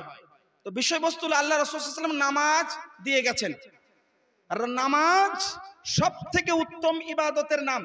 নামাজ সম্পর্কে যদি প্রশ্ন করা হয়, নামাজ আল্লাহ রাসূল সাল্লাল্লাহু তাআলা আলাইহি ওয়াসাল্লাম জীবন ভোর আদায় করেছেন, আর আদায় করার প্রতি তাগিদ করেছেন। আর শুধু তাগিদই নয়, আল্লাহ রাসূল বলেন লিকুল্লি শাইইন আলামুন ওয়া আলামুল ঈমানি আস-সালাহ। প্রত্যেকটি জিনিসের পরিচয় আছে, প্রত্যেকটি জিনিসের নির্দিষ্ট পরিচয় আছে। ঈমানের পরিচয় হলো নামাজ। প্রত্যেক জিনিসের কোন আলামত পরিচয় আছে, ঈমানের পরিচয় নামাজ। কিন্তু আমরা যদি কোনো ব্যক্তি বলি যে নামাজ না পড়লে কাফের, আমি সেটা বলছি না, তার ঈমান কমজোর, সে কামেল মুমিন না। যেহেতু ঈমানের পরিচয় নামাজকে বলা হয়েছে, সুতরাং যে ঈমানটা আপনার হৃদয়ে আছে, যে ঈমানটা আপনার মনে গাঁথা আছে, ওই ঈমানটা আমল দিয়ে প্রকাশ করতে হবে না? হবে না? করতে হবে। আল্লাহ রাসূল কিভাবে নামাজ পড়তেন জানেন?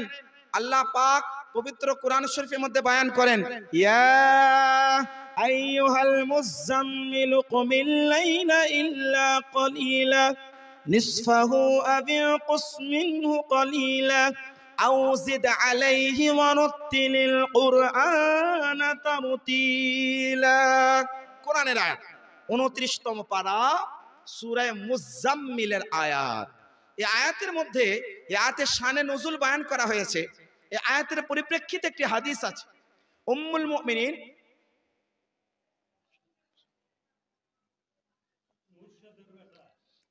মুমিনিন সাইয়্যিদাতুনা মা আয়েশা সিদ্দিকা রাদিয়াল্লাহু তাআলা আনহা বয়ান করেন, আল্লাহ রাসূল নামাজ পড়তেন রাত্রি ভোর।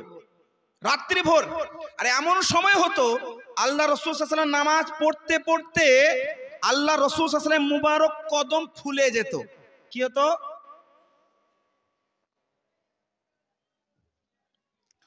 আল্লাহ রাসূল সাল্লাল্লাহু আলাইহি ওয়াসাল্লাম মুবারক কদম ফুলে যেত। আল্লাহ পাক রব্বুল আলামিন কোরআন শরীফের মধ্যে বলেন নিসফাহু আও ইনকুস মিনহু কলিলা। হে হাবিব, হে আমার মাহবুব, আপনি অর্ধরাত্রি জাগরণ করুন, অথবা কিছুটা কম বা কিছুটা বেশি। মানে আল্লাহ রাসূল নামাজ এত পড়তেন, এত ক্ষণ ধরে রাত্রি জাগরণ করতেন, রাসূল পাকের মোবারক কদম ফুলে যেত। আল্লাহ পাক রসুলের পাকের ব্যথা, রসুলের পাকের মুবারক কদম ফুলাটা আল্লাহ পাক দেখার পরে বললেন নিসফাহু আও ইয়াকুস মিনহু কলিলা। এ হাবিব, আপনি নামাজ বা জাগরণ, ইবাদত বা রাত্রি জাগরণ, এটা আপনি অর্ধরাত্রি পর্যন্ত করুন, অথবা কিছুক্ষণ কম বা কিছুক্ষণ বেশি করুন।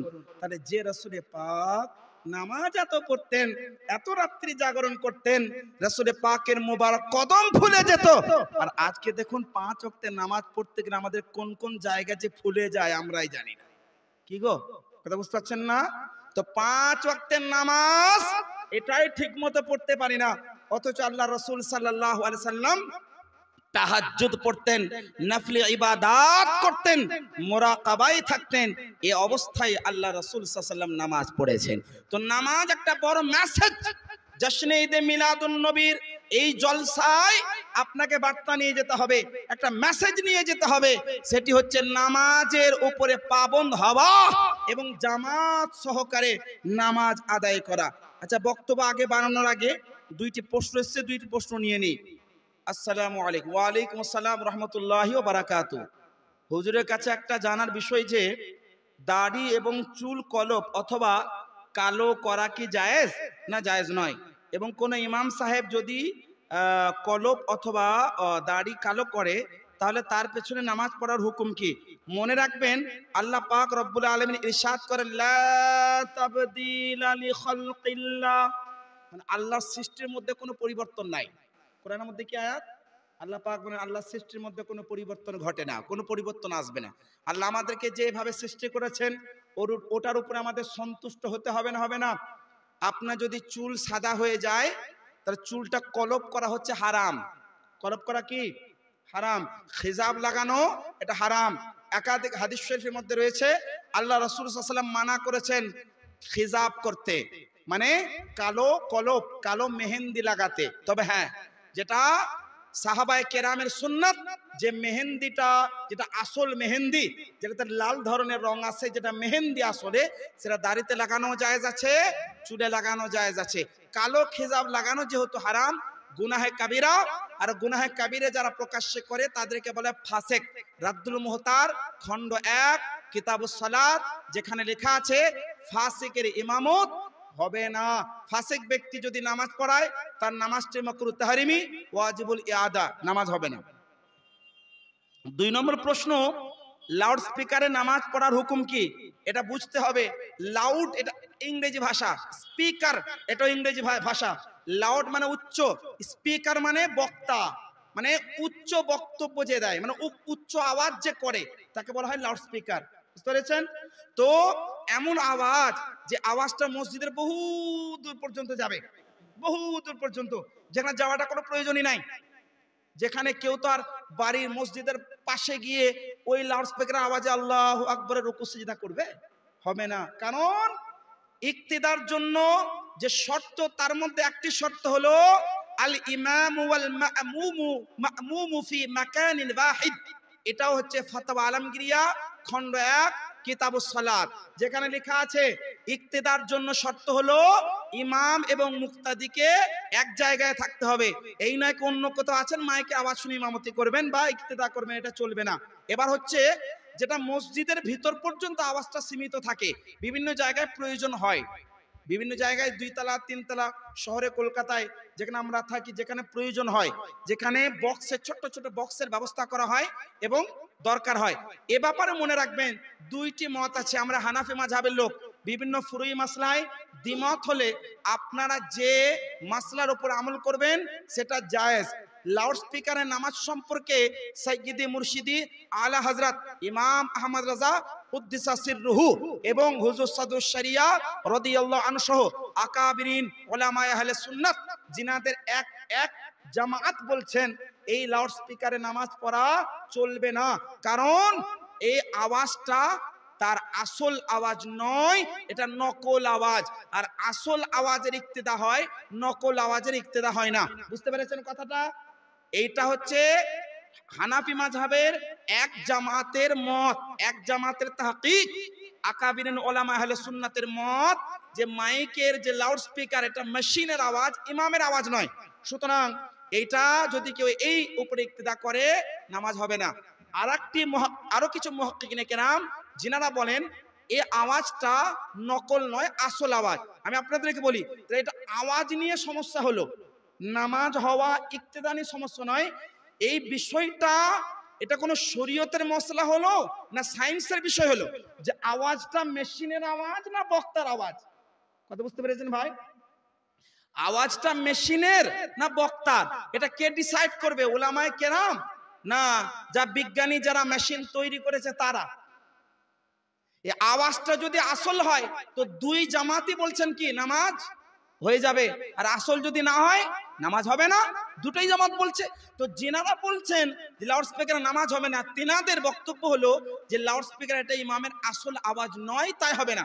আর যিনারা বলছেন লাউড স্পিকারে নামাজ হবে, তিনারা মানেন যে এই আওয়াজটি ইমামেরই আওয়াজ, বাস আওয়াজটাকে বাড়ানো হয়। ওনাদের ব্যাখ্যা কি?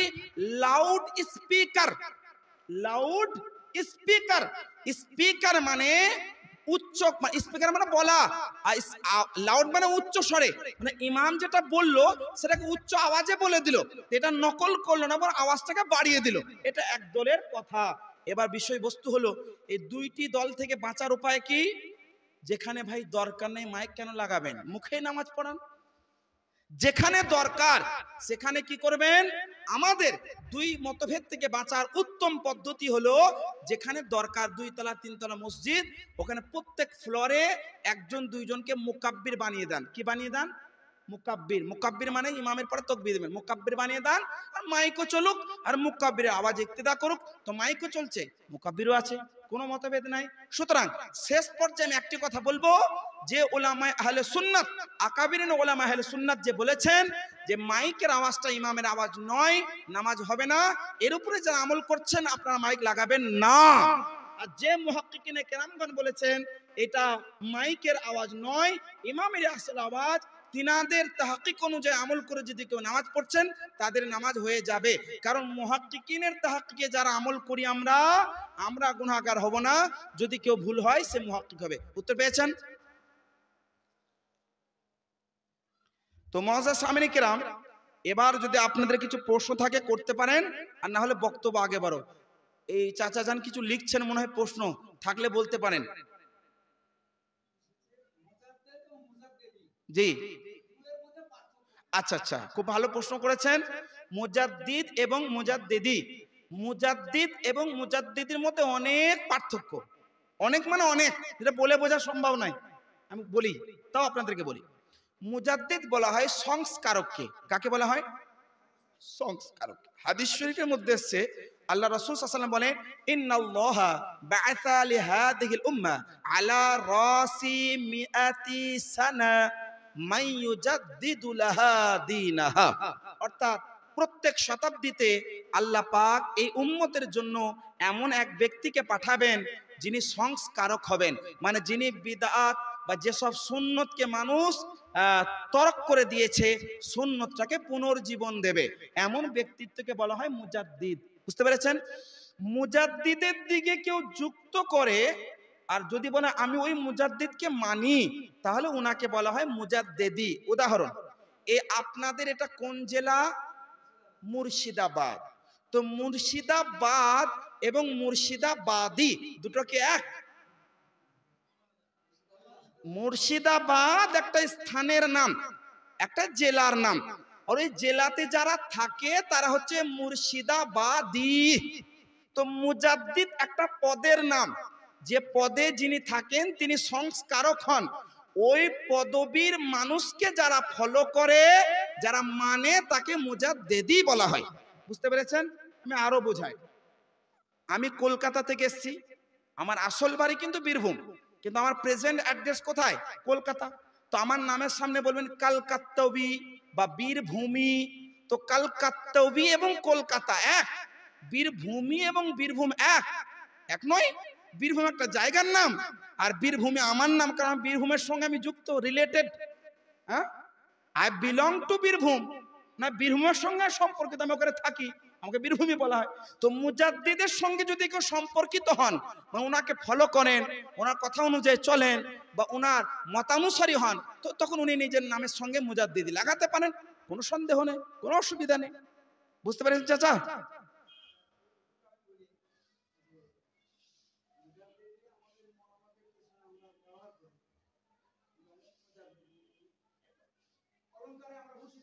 আচ্ছা,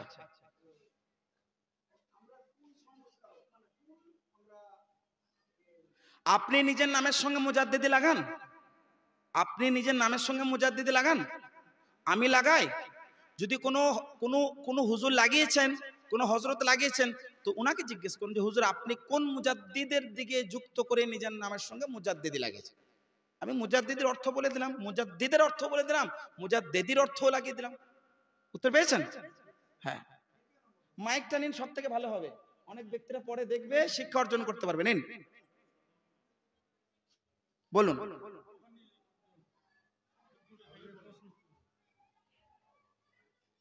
হুজুর, রফাদাইন বারবার করা এবং রফাদাইন একবার করা এর মধ্যে পার্থক্য কি? খুব সুন্দর প্রশ্ন, খুব সুন্দর। একদম একদম বলা হয় এটাকে, প্রশ্নটাকে কে সব জায়গায় সব সমতে প্রশ্নটা চলে। গতকালকে মুর্শিদাবাদ একটি জায়গায় আমি ছিলাম যেখানে প্রশ্নটা এসেছিল। প্রথমে বোঝায় যে রাফউ মানে হচ্ছে উঠানো, রফু মানে উত্তোলন করা, ইয়াদান মানে দুই হাত, ইয়াদাইন মানে দুই হাত। তো রাফউল ইয়াদাইন মানে দুই হাত ওঠানো। তো কেউই কিন্তু বলে না যে রাফউল ইয়াদাইন না যায়। রাফউল ইয়াদাইন না হলে তো নামাজ শুরুই হবে না। রাফউল ইয়াদাইন নামাজের শুরুতে। হ্যাঁ, কিছু মানুষ বলে রাফউল ইয়াদাইন একমাত্র তাকবীরে তাহরিমার সময়, যেটা আমাদের হানাফি মাযহাবের মতপথ। বুঝতে পেরেছেন? আর কিছু মানুষ বলে রাফউল ইয়াদাইন তাকবীরে তাহরিমা ছাড়াও অন্যান্য সময় হয়। আমরা যেটা করি, আমাদের দলিল দিয়ে দিচ্ছি, আমরা যেটা করি যে রাফউল ইয়াদাইন একবারই আছে, বারবার নাই। একদম সহি হাদিস পেশ করব, কোনো ভেজাল নয়, যাতে সকালবেলা না বলে মুরব্বী কোন এমুম থেকে নিয়ে এসছো গো, যে বলে চলে গেল জয়ীফ হাদিস, কেউ বলতে পারবে না। একদম সহি হাদিস, বুখারী শরীফ হাদিস নম্বর 6667, আর হাদিসের বর্ণনাকারী কে? হযরত আবু হুরায়রা রাদিয়াল্লাহু আনহু। এই সনাদে যতগুলো নাম আছে, এগুলো সম্পর্কে ইমাম ইবনে হাজার আল আসকালানী রাহমাতুল্লাহ আলাইহি ফাতহুল বারীর মধ্যে লিখেছেন, এর প্রত্যেক বর্ণনাকারী হচ্ছে সিকা, হাদিসটি হচ্ছে সহি।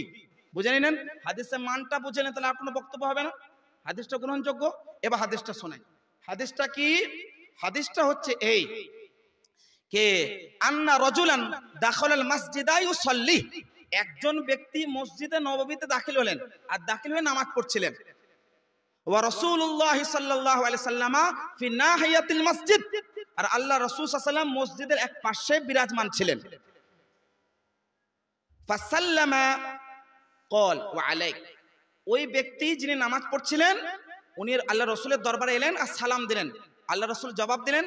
জবাব দেওয়ার পরে আল্লাহ রাসূল সাল্লাল্লাহু আলাইহি ওয়াসাল্লাম ওই ব্যক্তিকে বলেন, ইরজি ইরজি ফালিসাল্লি ফাইন্নাকা লাম তুসাল্লি। কি বললেন? ইরজি ফালিসাল্লি ফাইন্নাকা লাম তুসাল্লি, যাও ফিরে যাও, তোমার নামাজ হয়নি, নামাজ পড়ো। যাও ফিরে যাও, তোমার নামাজ হয়নি, নামাজ পড়ো। ফারাজা ফাসাল্লা, ওই ব্যক্তি আবার এলেন, আবার নামাজ পড়লেন। সুম্মা সাল্লামা, নামাজ পড়ে গিয়ে আবার রাসূলের দরবারে গেলেন। রাসূল পাক জবাব দিলেন, আবার আল্লাহ রাসূল বললেন, ইরজি ফালিসাল্লি ফাইন্নাকা লাম তুসাল্লি, যাও ফিরে যাও, নামাজ পড়ো, তোমার নামাজ হয়নি। ফাকালা ফি সালিসা, তৃতীয়বারেও আল্লাহ রাসূল বললেন, ইরজি ফালতুসাল্লি ফাইন্নাকা লাম তুসাল্লি, যাও ফিরে যাও, গিয়ে নামাজ পড়ো, তোমার নামাজ হয়নি। তাহলে তিনবার আল্লাহ রাসূল এটা বললেন।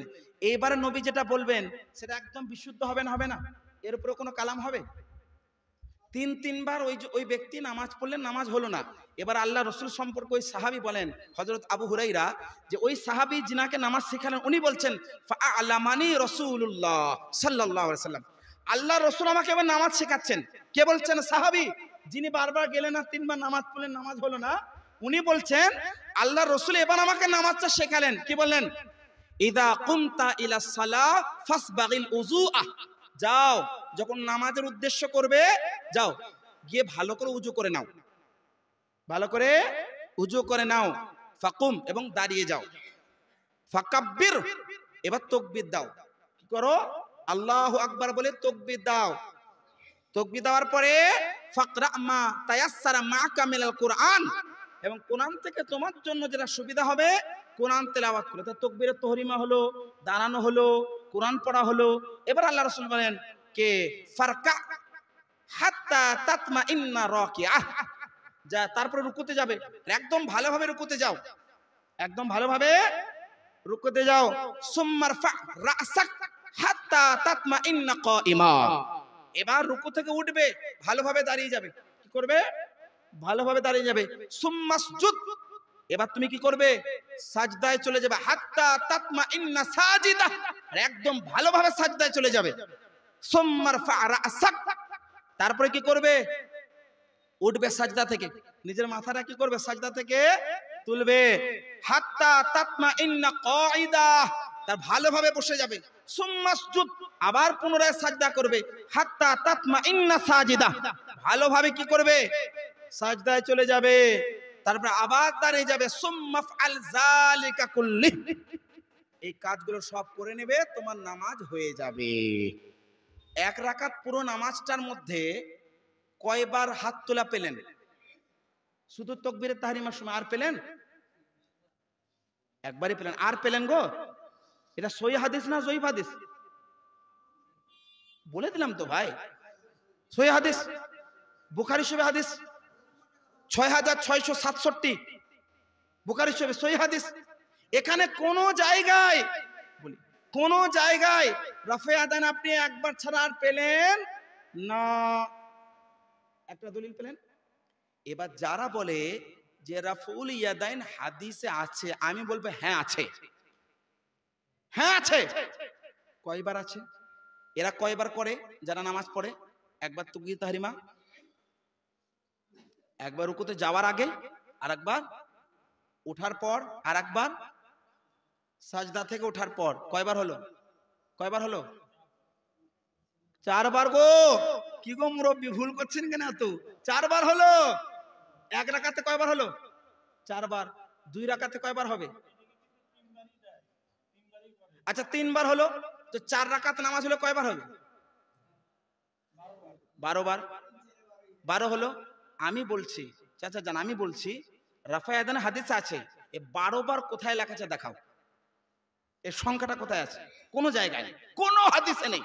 রাফা আযান আছে কিন্তু 12 বার কোন হাদিসে নেই। আমি চ্যালেঞ্জ করে গেলাম পুরো মুর্শিদাবাদের আহলুল হাদিস জগতের আলেমদেরকে চ্যালেঞ্জ করলাম, 12 বার কোথাও নেই, কোন সংখ্যায় 12 বার নেই।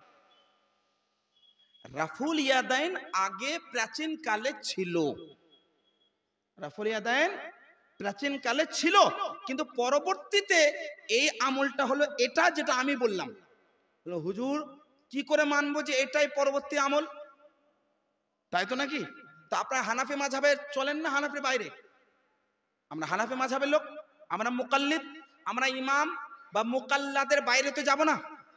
হানাফি মাযহাবের একজন ইমাম, ইমাম তাহাবি রাহমাতুল্লাহ আলাইহি শারহু মাআনিল আসার নামক কিতাবের মধ্যে বয়ান করেন এই হাদিসটা মানসুখ, যেটাতে হচ্ছে আপনার রাফায়ে আদাইন বারবার আছে, আর এই হাদিসটা নাসিখ মানে পরবর্তী আমল, যেটাতে শুধুমাত্র তাকবীর বাঁধার সময়তে হাত ওঠানো আছে।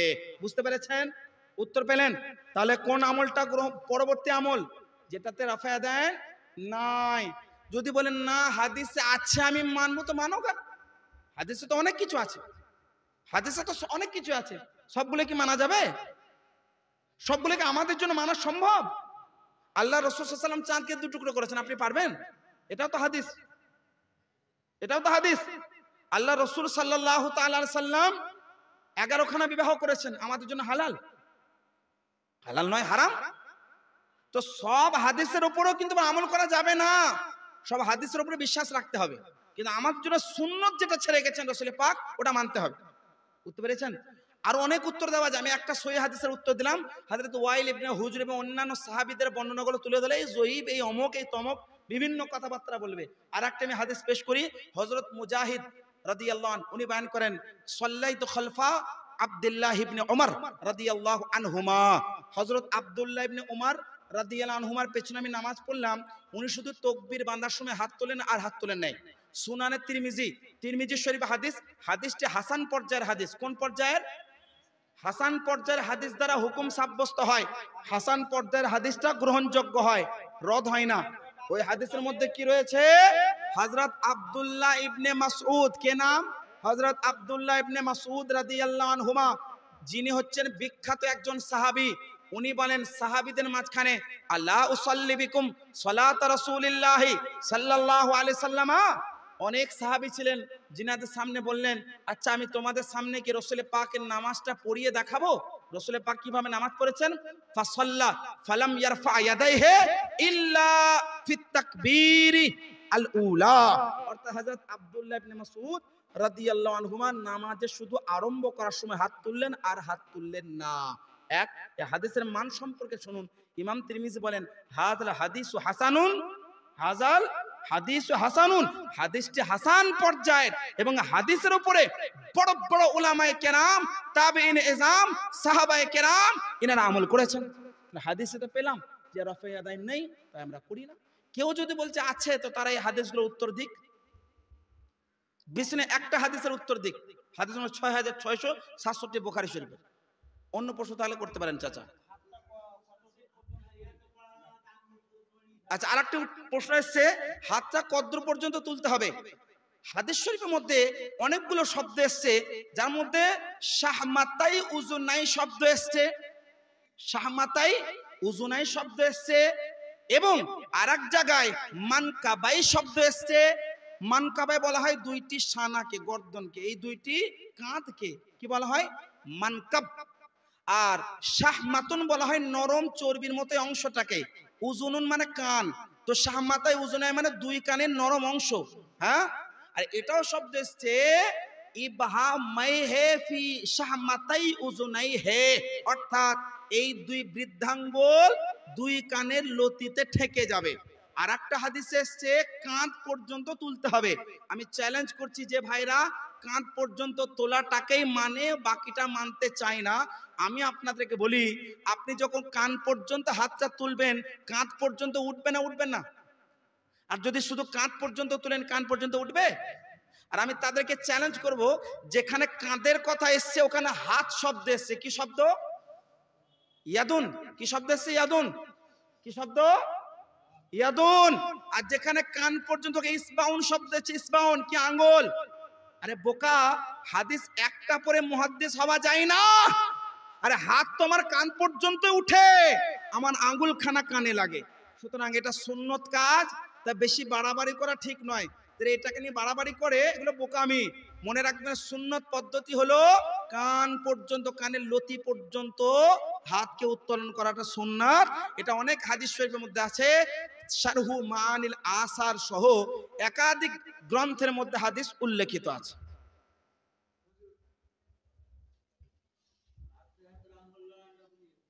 আমরা জুম্মার নামাজে নিয়তটা করে এরকম, নয়তান উস্কৃতান জুম্মাতি ফদ্দত জোহরে বেয়াদায় রাকাতায় সাওয়াতিল জুম্মা, এই যে পড়ি আমরা এখানে, আগের দিনে 4 রাকাত ফজরের নামাজ আমরা পড়তাম না, জোহরে জোহরে ফরজ পড়তেন না।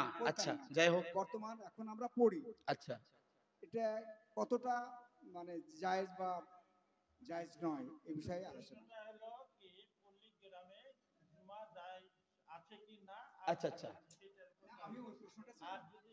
আর জোহর পড়বো কি পড়বো না, পড়বে কি পড়বে না, খুব ভালো প্রশ্ন। একটু সময় নিচ্ছে আপনাদের এই প্রশ্নটার জন্য, কারণ অনেক মতভেদ আছে। দেখুন, আমি কোরআন হাদিস থেকে উত্তর দেওয়ার চেষ্টা করব, ইজমা কিয়াস থেকে উত্তর দেওয়ার চেষ্টা করব। কিন্তু আগে যখন আজকের মানুষ শুধু কোরআন হাদিস চায়, তো কোরআন থেকে আগে প্রথম উত্তর দিই। পবিত্র কোরআন পারা নম্বর 28 সূরা জুমা, আল্লাহ পাক বলেন, ইয়া আইয়ুহাল্লাযীনা আমানু ইযা নুদিয়া লিস-সালাতি মিন ইয়াউমিল জুমআ ফাসআউ ইলা যিকরিল্লাহ ওয়া যারুল বাই। যখন জুমার দিনে আজান দেওয়া হবে, ডাকা হবে, তখন তোমরা ক্রয় বিক্রয় বন্ধ করো। তোমরা কি করো? ওয়াজারুল বাই, ক্রয় বিক্রয় বন্ধ করো। এই ওয়াজারুল বাই এই শব্দ থেকে মুফাসসিরিনে কেরামগণ বয়ান করেছেন, আর মুহাদ্দিসিনে ইজামগণ হাদিসও এনেছেন যে ক্রয় বিক্রয় কোথায় হয়? শহরে হয় না গ্রামে হয়? আজকাল গ্রামেও হচ্ছে, কিন্তু হাদিসটা সেই জামানার কথা বলছি আমি, আজ থেকে 1500 বছর আগেকার কথা। শহর এলাকায় ক্রয় বিক্রয় হতো, গ্রামাঞ্চলে না। তো জুমার নামাজ যেটা ফরজ, যে শহর এলাকায় এবং শহর লাগাও এলাকা, যেটাকে ফিনায়ে মিসর বলা হয়, শহর এলাকা এবং শহর লাগা এলাকায় এটা জুমা ফরজ। তো যেখানে জুমা ফরজ সেখানে জুমা পড়তে হবে, আর যেখানে জুমা ফরজ নয় ওখানে জোহর পড়তে হবে। কিন্তু যদি বহুদিন ধরে জুমা পড়ে আসছেন তো জুমা পড়ুন, কিন্তু ওখানে জুমা তো ফরজ নয়, বারণ করতে গেলে তো মারামারি লেগে যাবে রে ভাই।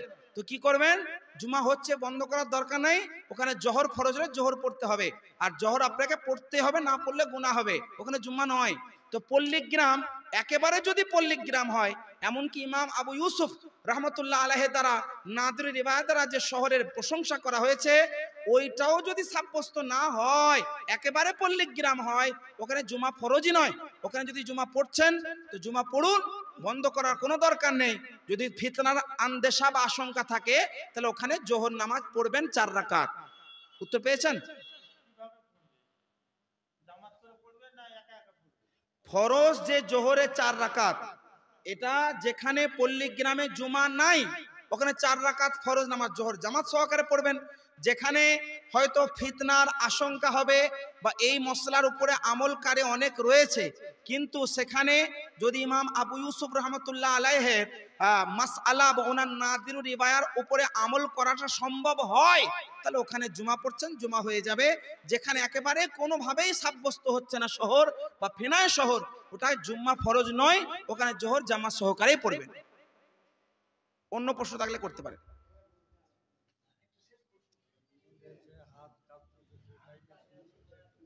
শেষ প্রশ্ন হচ্ছে, আমরা আচ্ছা আচ্ছা আচ্ছা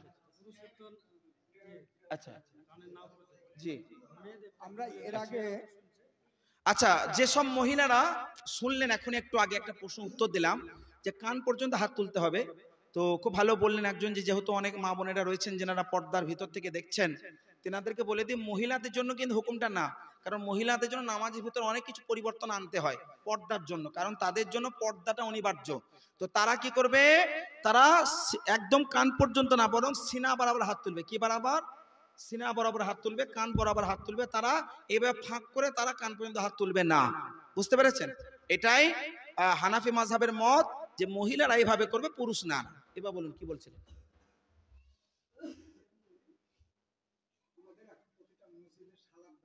জি জি, গ্রহণযোগ্য কি ভালো কাজ?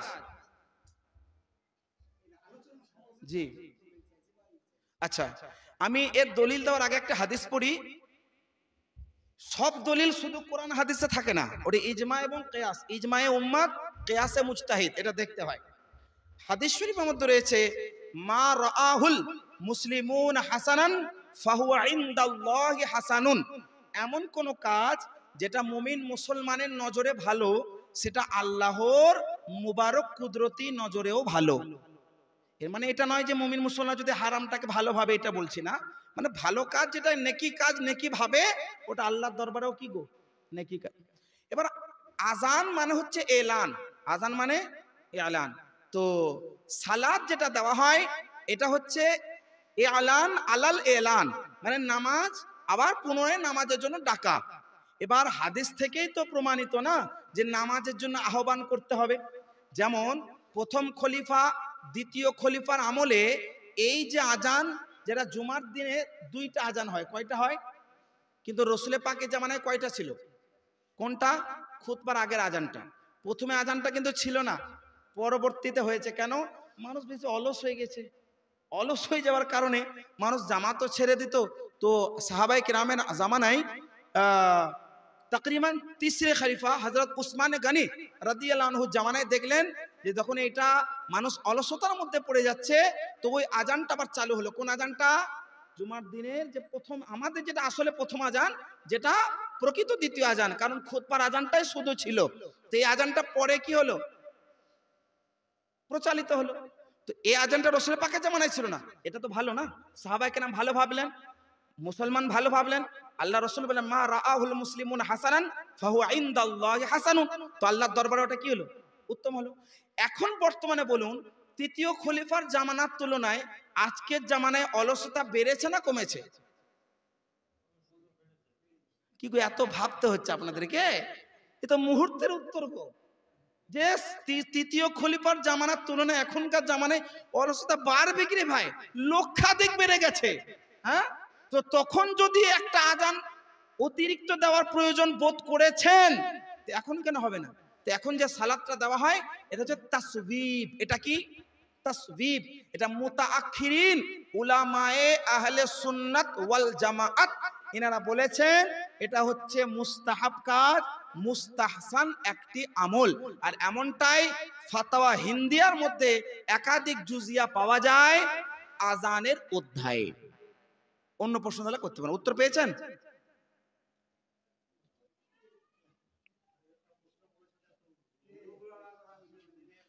আল্লাহ রাসূল সাল্লাল্লাহু আলাইহি ওয়াসাল্লাম একটি হাদিস সুনান ইবনে মাজাহ এবং মুসনাদে ইমাম আহমদ বিন হাম্বল, এই হাদিসটা এভাবে রয়েছে, হাদিসটা গুগলে সার্চ করে নিতে পারেন। আজকে গুগল মুহাদ্দিস অনেক বেরিয়েছে, বুঝতে পারছেন? কানা রাসূলুল্লাহ সাল্লাল্লাহু আলাইহি ওয়াসাল্লাম সাল্লা লা ইউহাররিকুহা, আল্লাহ রাসূল সাল্লাল্লাহু আলাইহি ওয়াসাল্লাম যখন নামাজ পড়তেন আঙ্গুলটা নড়াচড়া করতেন না, এভাবে নড়াচড়া করতেন না। এই হাদিসটা রয়েছে, তো নড়াচড়া করি না আমরা, একবারে শুধু তুলি। উত্তর পেয়েছেন গো যে প্রশ্ন করেছিলেন? হ্যাঁ, প্রশ্ন করে আর কি বক্তব্য গো? প্রশ্ন করুন, তারপর ইতি ঘটাবো। প্রশ্ন হতে হলে তো মুড চেঞ্জ হয়ে যায়, তখন বক্তব্যের মুড থাকে না তো। জি আচ্ছা, জি অবশ্যই, জি বলুন। জি, শেরে খোদা মাওলায়ে কায়নাত রাদিয়াল্লাহু আনহুকে জিজ্ঞাসা করা হয়েছিল,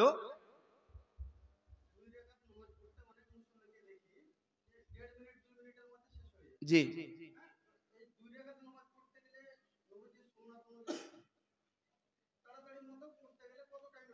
আচ্ছা, খুব ভালো প্রশ্ন করেছেন ভাইজান। প্রথম প্রশ্নের উত্তরটা আমি দিই। দুই সাজদার মাঝখানে রুকু থেকে ওঠার পরে নির্দিষ্ট যে তাসবিহ বা দোয়া রয়েছে, রুকুতে যাওয়ার দোয়া, রুকু থেকে ওঠার দোয়া, সাজদার দোয়া, বাকি যে দুই সাজদার মাঝের দোয়া, এ মর্মে মাওলায়ে, এই প্রশ্নটা শেরে খোদা মাওলায়ে কায়নাত রাদিয়াল্লাহু আনহুকেও জিজ্ঞাসা করা হয়েছিল, হুজুর দুই সাজদার মাঝে কি কোনো দোয়া আছে? তো মাওলায়ে কায়নাত রাদিয়াল্লাহু তাআলা আনহু উনি বলেছিলেন, লাআল্লাহ শব্দ ব্যবহার করেছেন। কি শব্দ? লাআল্লাহ। লাআল্লাহ মানে সম্ভবত যদি এমন কোন দোয়া রসুলে পাক দ্বারা প্রমাণিত হয়, ওটা নফল নামাজের জন্য হবে। লা ফিস সালাতিল মাকতুবাহ এই শব্দ আছে, ফরজ নামাজে নয়। সুতরাং যদি কোনো দুই সাজদার মাঝে কেউ দোয়া পড়েন, এটা নফল নামাজে একাকী নামাজে হবে, ফরজ নামাজের জন্য এমন কোন দোয়া বিশুদ্ধতার সাথে প্রমাণিত নাই। উত্তর। দুই নম্বর বিষয় যে ভাই প্রশ্ন করলেন, অনেক ব্যক্তি 2 রাকাত নামাজ পড়তে 1.5 মিনিট লাগায়। কয় মিনিট কার কতটা লাগবে সময়টা মূল্যায়ন করা কারোর পক্ষে সম্ভব নয়। তবে হ্যাঁ, বুখারী শরীফের 6667 নম্বর যে হাদিসটা পেশ করলাম, ওখানে আল্লাহ রাসূল বলেছিলেন, সুম্মারফা রাসাক হাত্তা তা'তাদিলা কাইমা, তোমরা রুকুতে যাবে, রুকু থেকে উঠবে, ভালোভাবে তাদিলে আরকানগুলো করবে। তাদিলে আরকান মানে রুকুন কয়টি নামাজের ভিতরে, যেমন তাকবীরে তাহরিমা বাঁধা, দাঁড়ানো, কিরাত করা, রুকুতে যাওয়া, রুকু থেকে ওঠা, সাজদায় যাবেন, সাজদা থেকে উঠবেন, মানে যেগুলো রুকুন সাজদায় যাওয়া, তো উঠবেন, এই ওঠাটা যাতে ভালোভাবে হয়। রুকুতে সাজদায় যাবেন, সাজদায় যাওয়া ফরজ, তো সাজদা থেকে উঠবেন, এটা উঠাটা ওয়াজিব, এটা যাতে ভালোভাবে হয়।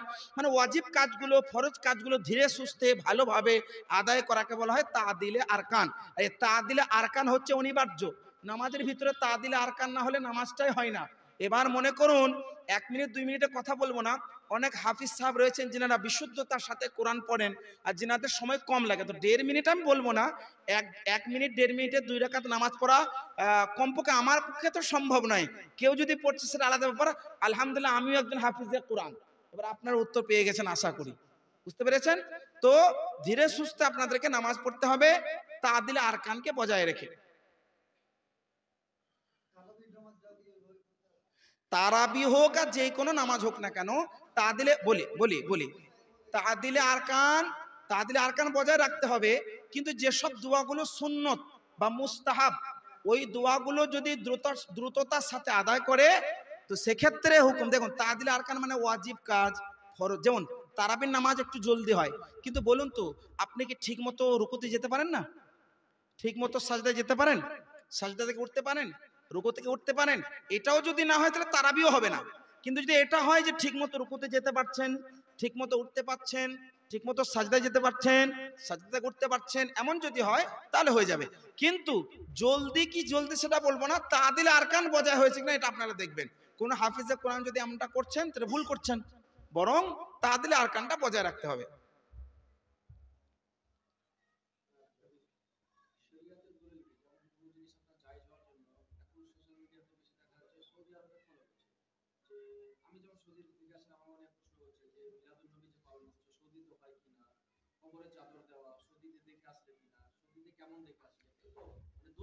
এ ভাইজান খুব ভালো প্রশ্ন করেছেন। আমি আপনাদেরকে বলি, সৌদি কি কোনো হাদিসের নাম? সৌদি আরব কোনো হাদিসের নাম নয়।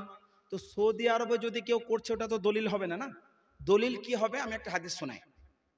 হযরত মুআজ বিন জাবাল রাদিয়াল্লাহু আনহু একজন সাহাবী ছিলেন, আর বড় মাপের সাহাবী। আল্লাহ রাসূল সাল্লাল্লাহু আলাইহি ওয়াসাল্লাম ইনাকে ইয়ামান শহরের কাজী করে পাঠাচ্ছেন। কি করে পাঠাচ্ছেন? কাজী।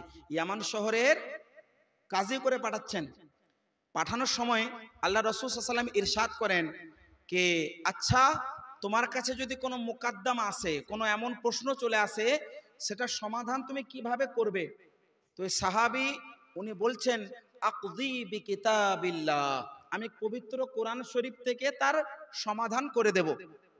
আল্লাহ রাসূল সাল্লাল্লাহু আলাইহি ওয়াসাল্লাম বলেন, ফাইল্লাম তাজিদু ফি কিতাবিল্লাহ, তুমি যদি পবিত্র কোরআনে তার ফয়সালাটা খুঁজে না পাও, আছে তো সবই, তুমি যদি না পাও, তো সাহাবী তখন বলেন, আকযী বিসুন্নতি রাসূলিল্লাহ, বিহাদিসি রাসূলিল্লাহ বলেন না, বিসুন্নতি রাসূলিল্লাহ। যদি কোরআন শরীফ আমি না পাই, তো আল্লাহ রসুলের সুন্নত মোতাবেক আমি ফয়সালা করে দেব। তখন আবার যদি শুধু কোরআন আর হাদিসটাই দলিল হতো, তো আল্লাহ রসুল চুপ চুপ হয়ে যেতে পারতেন। যদি শুধু কোরআন আর হাদিসটাই দলিল হতো, আর যদি কোনো দলিল নাই থাকতো, তা আল্লাহ রসুল সাল্লাল্লাহু আলাইহি ওয়াসাল্লাম চুপ থাকতে পারতেন। কিন্তু আল্লাহ রসুল কি বলেন? চুপ থাকলেন, আবার বললেন, ফাইল্লাম তাজিদ ফি সুন্নতি রাসূলিল্লাহ, তুমি যদি আল্লাহর রসুলের সুন্নতেও যদি ফয়সালা না পাও, কি করবে? তখন সাহাবী বলেন, আজ তাহিদু বিরাই ওয়ালাম আলু, অর্থাৎ আমি কোরআন হাদিসকে সামনে রেখে ইজতিহাদের মাধ্যমে আমি ফয়সালা দিয়ে দেব, আর ইজতিহাদ করতে কোন রকমের কমি রাখবো না। ইজতিহাদ করতে কোন রকমের কমি রাখবো না। আল্লাহ রাসূল সাল্লাল্লাহু আলাইহি ওয়াসাল্লাম তিনাকে শাবাশি দিলেন, বুকের মধ্যে শাবাশি দিলেন, আর বললেন, আলহামদুলিল্লাহিল্লাযী ওয়াফাকা রাসূল রাসূলিল্লাহ লিমা ইয়ারদা বিহি রাসূলুল্লাহ, অর্থাৎ আল্লাহর প্রশংসা যিনি নবী মুস্তাফার কাসেদকে এমন কাজ করার তৌফিক দিলেন যে কাজ থেকে আল্লাহ এবং তার রাসূল সন্তুষ্ট। এই হাদিসের মধ্যে আমাদের শরীয়তের যে চারটা দলিল এটা রয়েছে: এক কোরআন, দুই সুন্নাত, তিন হচ্ছে ইজমায়ে উম্মাত, মানে সাহাবায়ে কেরাম ইনারা যে কোনো বিষয়ের উপরে ইজমা করেছেন, ওই ইজমাটাও হচ্ছে দলিল। আর একটা হচ্ছে কিয়াসে মুজতাহিদ, একজন মুজতাহিদ যখন ইজতিহাদ করবেন, ওটাও হচ্ছে কি গো? দলিল। তো ইসলামের দলিল চারটে, একটা দুইটা নয়, আর সৌদি আরব আর মক্কা নয়।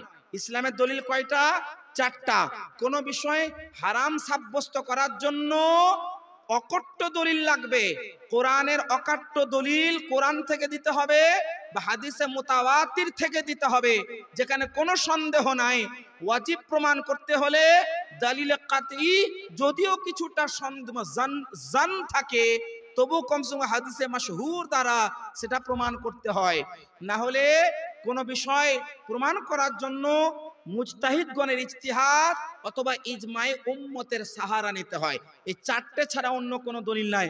আজকের যুগে যদি কেউ বলে যে মক্কায় গেলাম, আরবে গেলাম, এটা দেখলাম না, ওটা দেখলাম না, আমি বলবো আরবে যদি আরবটাকে দলিল ধরতে হয় তো আজকের আরবটা কেন দেখছিস রে ভাই? 1500 বছর আগের আরবটা কেন দেখো না, যখন রসুলের পাকের সাহাবীরা বিদ্যমান ছিলেন। কারণ রসুলে পাকের সাহাবীদের যে আরবটা ছিল, ওই আরবের সাহাবীরা ওটাই করতেন যেটা আজকে আহলুস সুন্নাত ওয়াল জামাতের মানুষেরা করে। বুঝতে পেরেছেন? তো দলিল হচ্ছে চারটা, সৌদি আরব কোনো দলিল না।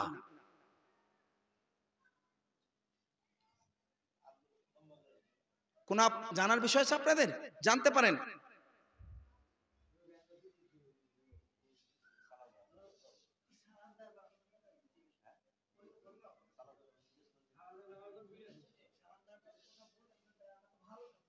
অবশ্যই ভালো কাজ।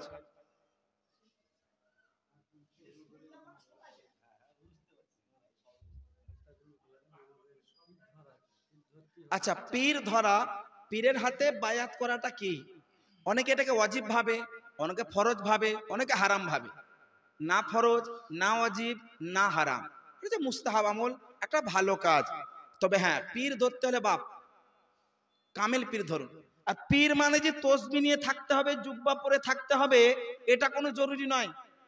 আজকের যুগের মানুষরা কি জানেন, পীর মানে ভাবে যে জুব্বা পড়তে হবে, খানিক ফর্সা হবে দেখতে, হ্যাঁ দেখতে খানিক ফর্সা হবে, জুব্বা থাকবে, তসবিহ থাকবে, এ বাবা ইনি হচ্ছেন পীর। পীর এমনকে বলে না। পীরের জন্য মৌলিকভাবে চারটে শর্ত আছে। আপনার গ্রামের ইমাম সাহেবের মধ্যে যদি চারটে শর্ত পাওয়া যে উনি একজন পীর, বুঝতে পেরেছেন? পীর ধরার জন্য বাইরে যেতে হয় না, মুর্শিদ ধরার জন্য বাইরে যেতে হয় না। চারটে শর্ত যদি কারোর মধ্যে পাওয়া যায়, উনি হচ্ছেন পীর। উনি মুরিদ করেন না, আলাদা ব্যাপার।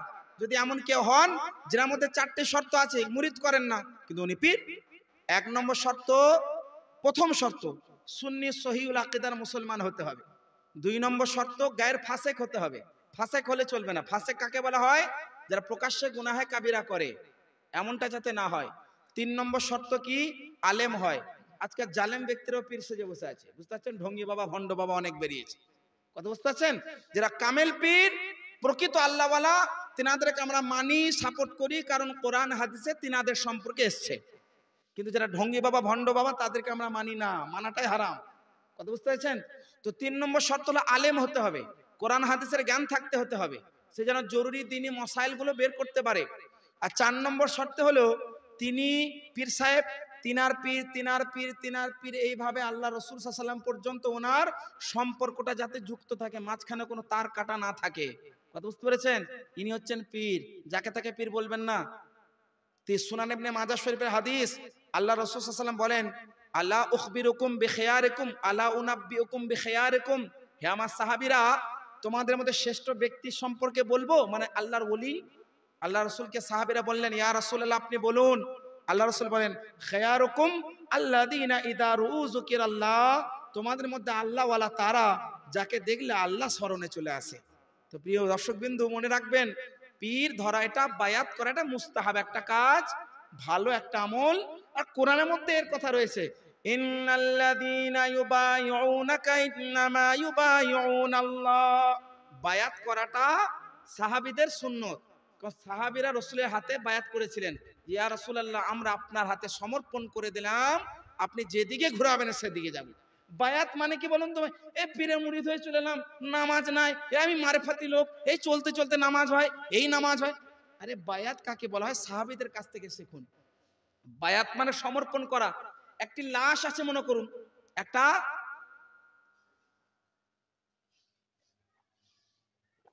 একটা লাশ আছে।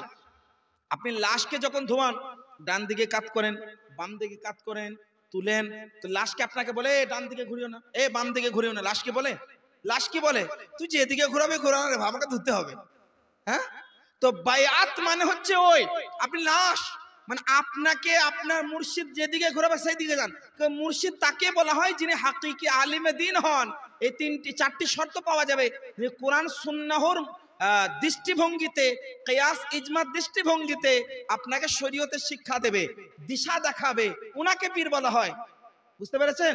তো যাকে তাকে পীর বলা যাবে না। পীর ও মুর্শিদ তেনারা হন যেনারা আসলে প্রকৃত পীর হন।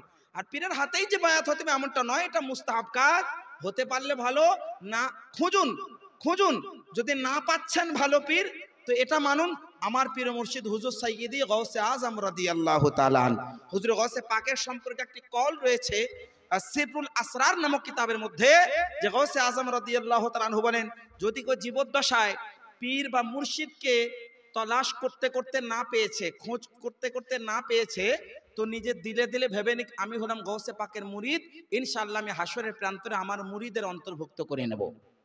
উত্তর পেয়ে গেছেন?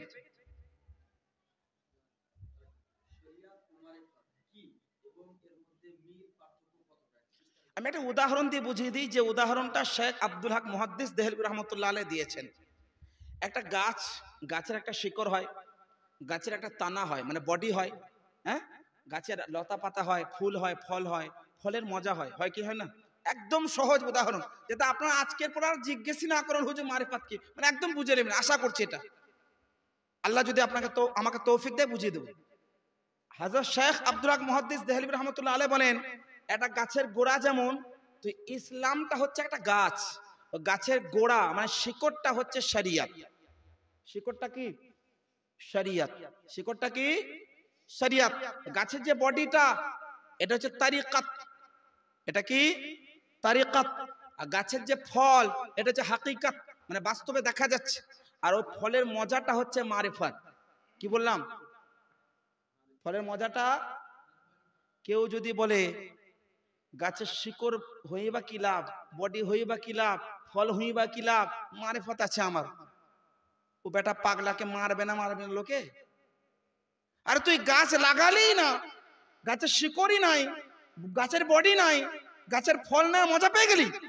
তো অনুরূপ ভাবে কোন ব্যক্তি মারিফত ততক্ষণ পর্যন্ত লাভ করতে পারবে না যতক্ষণ পর্যন্ত এই তিনটি ধাপ না পেরোবে, শরিয়ত, তারিকাত, হাকিকাত, তবে হবে মারিফত।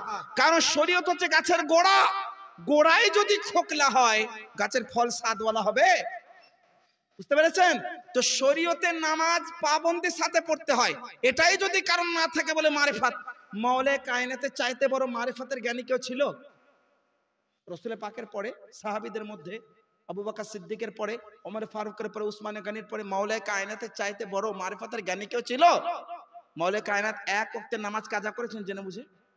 আল্লাহ রাসূল সাল্লাল্লাহু আলাইহি ওয়াসাল্লাম নিজের মুবারক মাথাটা মাওলায়ে কায়নাতের শরীরে রাখা আছে, আসরের সূর্য ডুবে গেল, সূর্য ডুবে গেল, উনি অঝর নয়নে কান্দন করছেন, আল্লাহ রাসূল সূর্যকে ইশারা করছেন, পুনরায় আবার উদিত হয়ে গেল, মাওলায়ে কায়নাত আবার আসরের নামাজটা পড়লেন। এই হচ্ছে মারিফতের জ্ঞানী ব্যক্তির কাজ।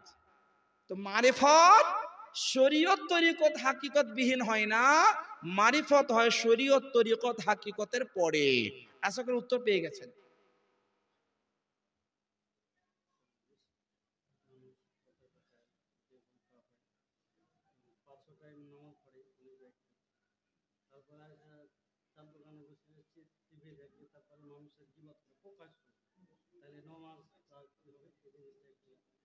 খুব ভালো প্রশ্ন করেছেন। পবিত্র কোরআনের সূরা হুজুরাত ২৬ নম্বর পারার মধ্যে আল্লাহ পাক রব্বুল আলামিন গীবত সম্পর্কে খুব সুন্দরভাবে বয়ান করেছেন। আল্লাহ পাক রব্বুল আলামিন ইরশাদ করেন, তোমাদের মধ্যে কোনো ভাই কি এটা পছন্দ করবে? কোনো ভাই কি এটা পছন্দ করবে? আইয়াকুল লাহমা আখি, কোনো ভাই কি চাইবে যে তার মৃত ভাইয়ের মাংস খাবো? তো গীবত করা হচ্ছে নিজের মৃত ভাইয়ের মাংস খাওয়ার ন্যায়। গীবত, সমালোচনা অত্যন্ত জঘন্যতম পাপ। শরীয়তের দৃষ্টিভঙ্গিতে শরীয়ত যেহেতু প্রকাশ্যকে দেখে ফতোয়া দেয়, কোন ব্যক্তি যদি নামাজ প্রকৃতভাবে শরীয়তের নিয়ম অনুসারে পড়ে, ফতোয়া হবে নামাজ তার হয়ে গেল, কিন্তু নামাজটা কবুল হলো কি হলো না এটা আল্লাহ পাক জানেন। কেউ যদি নামাজ পড়ছে আর চগলখড়ি করে বেড়াচ্ছে, গীবত করে বেড়াচ্ছে, টিভি দেখে বেড়াচ্ছে, হারাম কথাবার্তা বলে বেড়াচ্ছে, সুদ খেয়ে বেড়াচ্ছে, তো তার নামাজটা কোন পর্যায়ের নামাজ, আল্লাহ কবুল করবেন কি করবেন না বুঝতে পারছেন? ওই নামাজের রুহানিয়াতটা শেষ হলো না, হলো না? নামাজের জানটাই তো শেষ হয়ে গেল, নামাজের রুহানিয়াতটাই খতম হয়ে গেল। সুতরাং নামাজ প্রকৃত কাকে বলে? পবিত্র কোরআন পারা নম্বর ২১ আল্লাহ পাক বলেন, ইন্নাস সালাতা তানহা আনিল ফাহশাই ওয়াল মুনকার, নিশ্চয় নামাজ মানুষকে কুকর্ম এবং বেহায়াই থেকে দূরে রাখে। কোন মানুষ নামাজ পড়ছে অথচ গীবত করছে, নামাজ পড়ছে অথচ চুগলখড়ি করছে, নামাজ পড়ছে অথচ গুনাহের কাজে লিপ্ত আছে, তার নামাজটা কোন ধরনের কবুল হচ্ছে বুঝতে পারছেন? শরীয়ত মোতাবেক শরীয়ত নিয়মানুসারে নামাজ পড়ছেন, মুফতি সাহেব ফতোয়া দিয়ে দিল তোমার নামাজ হয়ে গেল, কিন্তু নামাজের রুহানিয়াতটাই তো নাই, আল্লাহ কবুল করলো কি? অনুরূপভাবে একটা হাদিস শরীফে এরকম এসছে, কোন ব্যক্তি যদি চুগলখড়ি করে, গীবত করে ওই ব্যক্তি যদি নামাজ পড়তে আসে, ওই ব্যক্তির নামাজ আল্লাহর দরবারে কবুলই হয় না। বুঝেছেন? তো চুগল, গীবত এগুলো পরনিন্দা এবং হারাম, ফাহাশ জিনিসকে দেখা, এগুলো জঘন্যতম পাপ, হারাম, গুনাহে কাবিরা এবং ফিস্কো ফুজুর। সুতরাং এগুলো যারা করবে তাদের নামাজের মধ্যে দুর্বলতা আসবে, নামাজ অসম্পূর্ণ হয়, রুহানিয়াত শেষ হয়ে যায়, ফতোয়ার দৃষ্টিতে নামাজ সই হয়ে গেল, কিন্তু আল্লাহ পাকের দরবারে নামাজ কবুল হয় না। তাহলে আপনাদের আর কোনো প্রশ্ন নেই? ইনশাআল্লাহ রহমান আগামী দিনে যদি আপনাদের সম্মুখে কখনো হয় বলুন।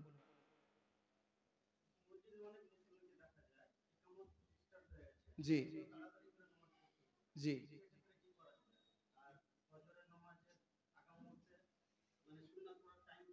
আচ্ছা আচ্ছা, খুব ভালো প্রশ্ন।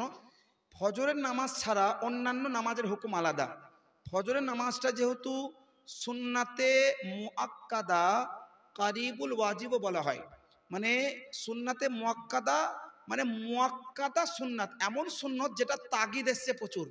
তো ফজরের সুন্নতটার জন্য এসছে, যদি ইমাম সাহেব নামাজ শুরুও করে দেয়, এমনকি আপনার সুন্নতটা পড়তে পড়তে মনে হয় যে আমার সুন্নতটা শেষ করে আমি ইমাম সাহেবকে আত্তাহিয়া তোমার সালাম ফিরার আগে ধরে নেব, এমন যদি আপনার মনে হয়, তো সুন্নতটা আগে পড়ুন, তারপরে নামাজ জামাতে শামিল হন, আপনি জামাতের সওয়াব পাবেন। এটা শুধুমাত্র ফজরের জন্য হুকুম। আর যদি বাই চান্স আপনি জামাত ধরে নিয়ে সুন্নত পড়তে পারলেন না, তো সুন্নতটা ফজর নামাজের পরে আর নাই।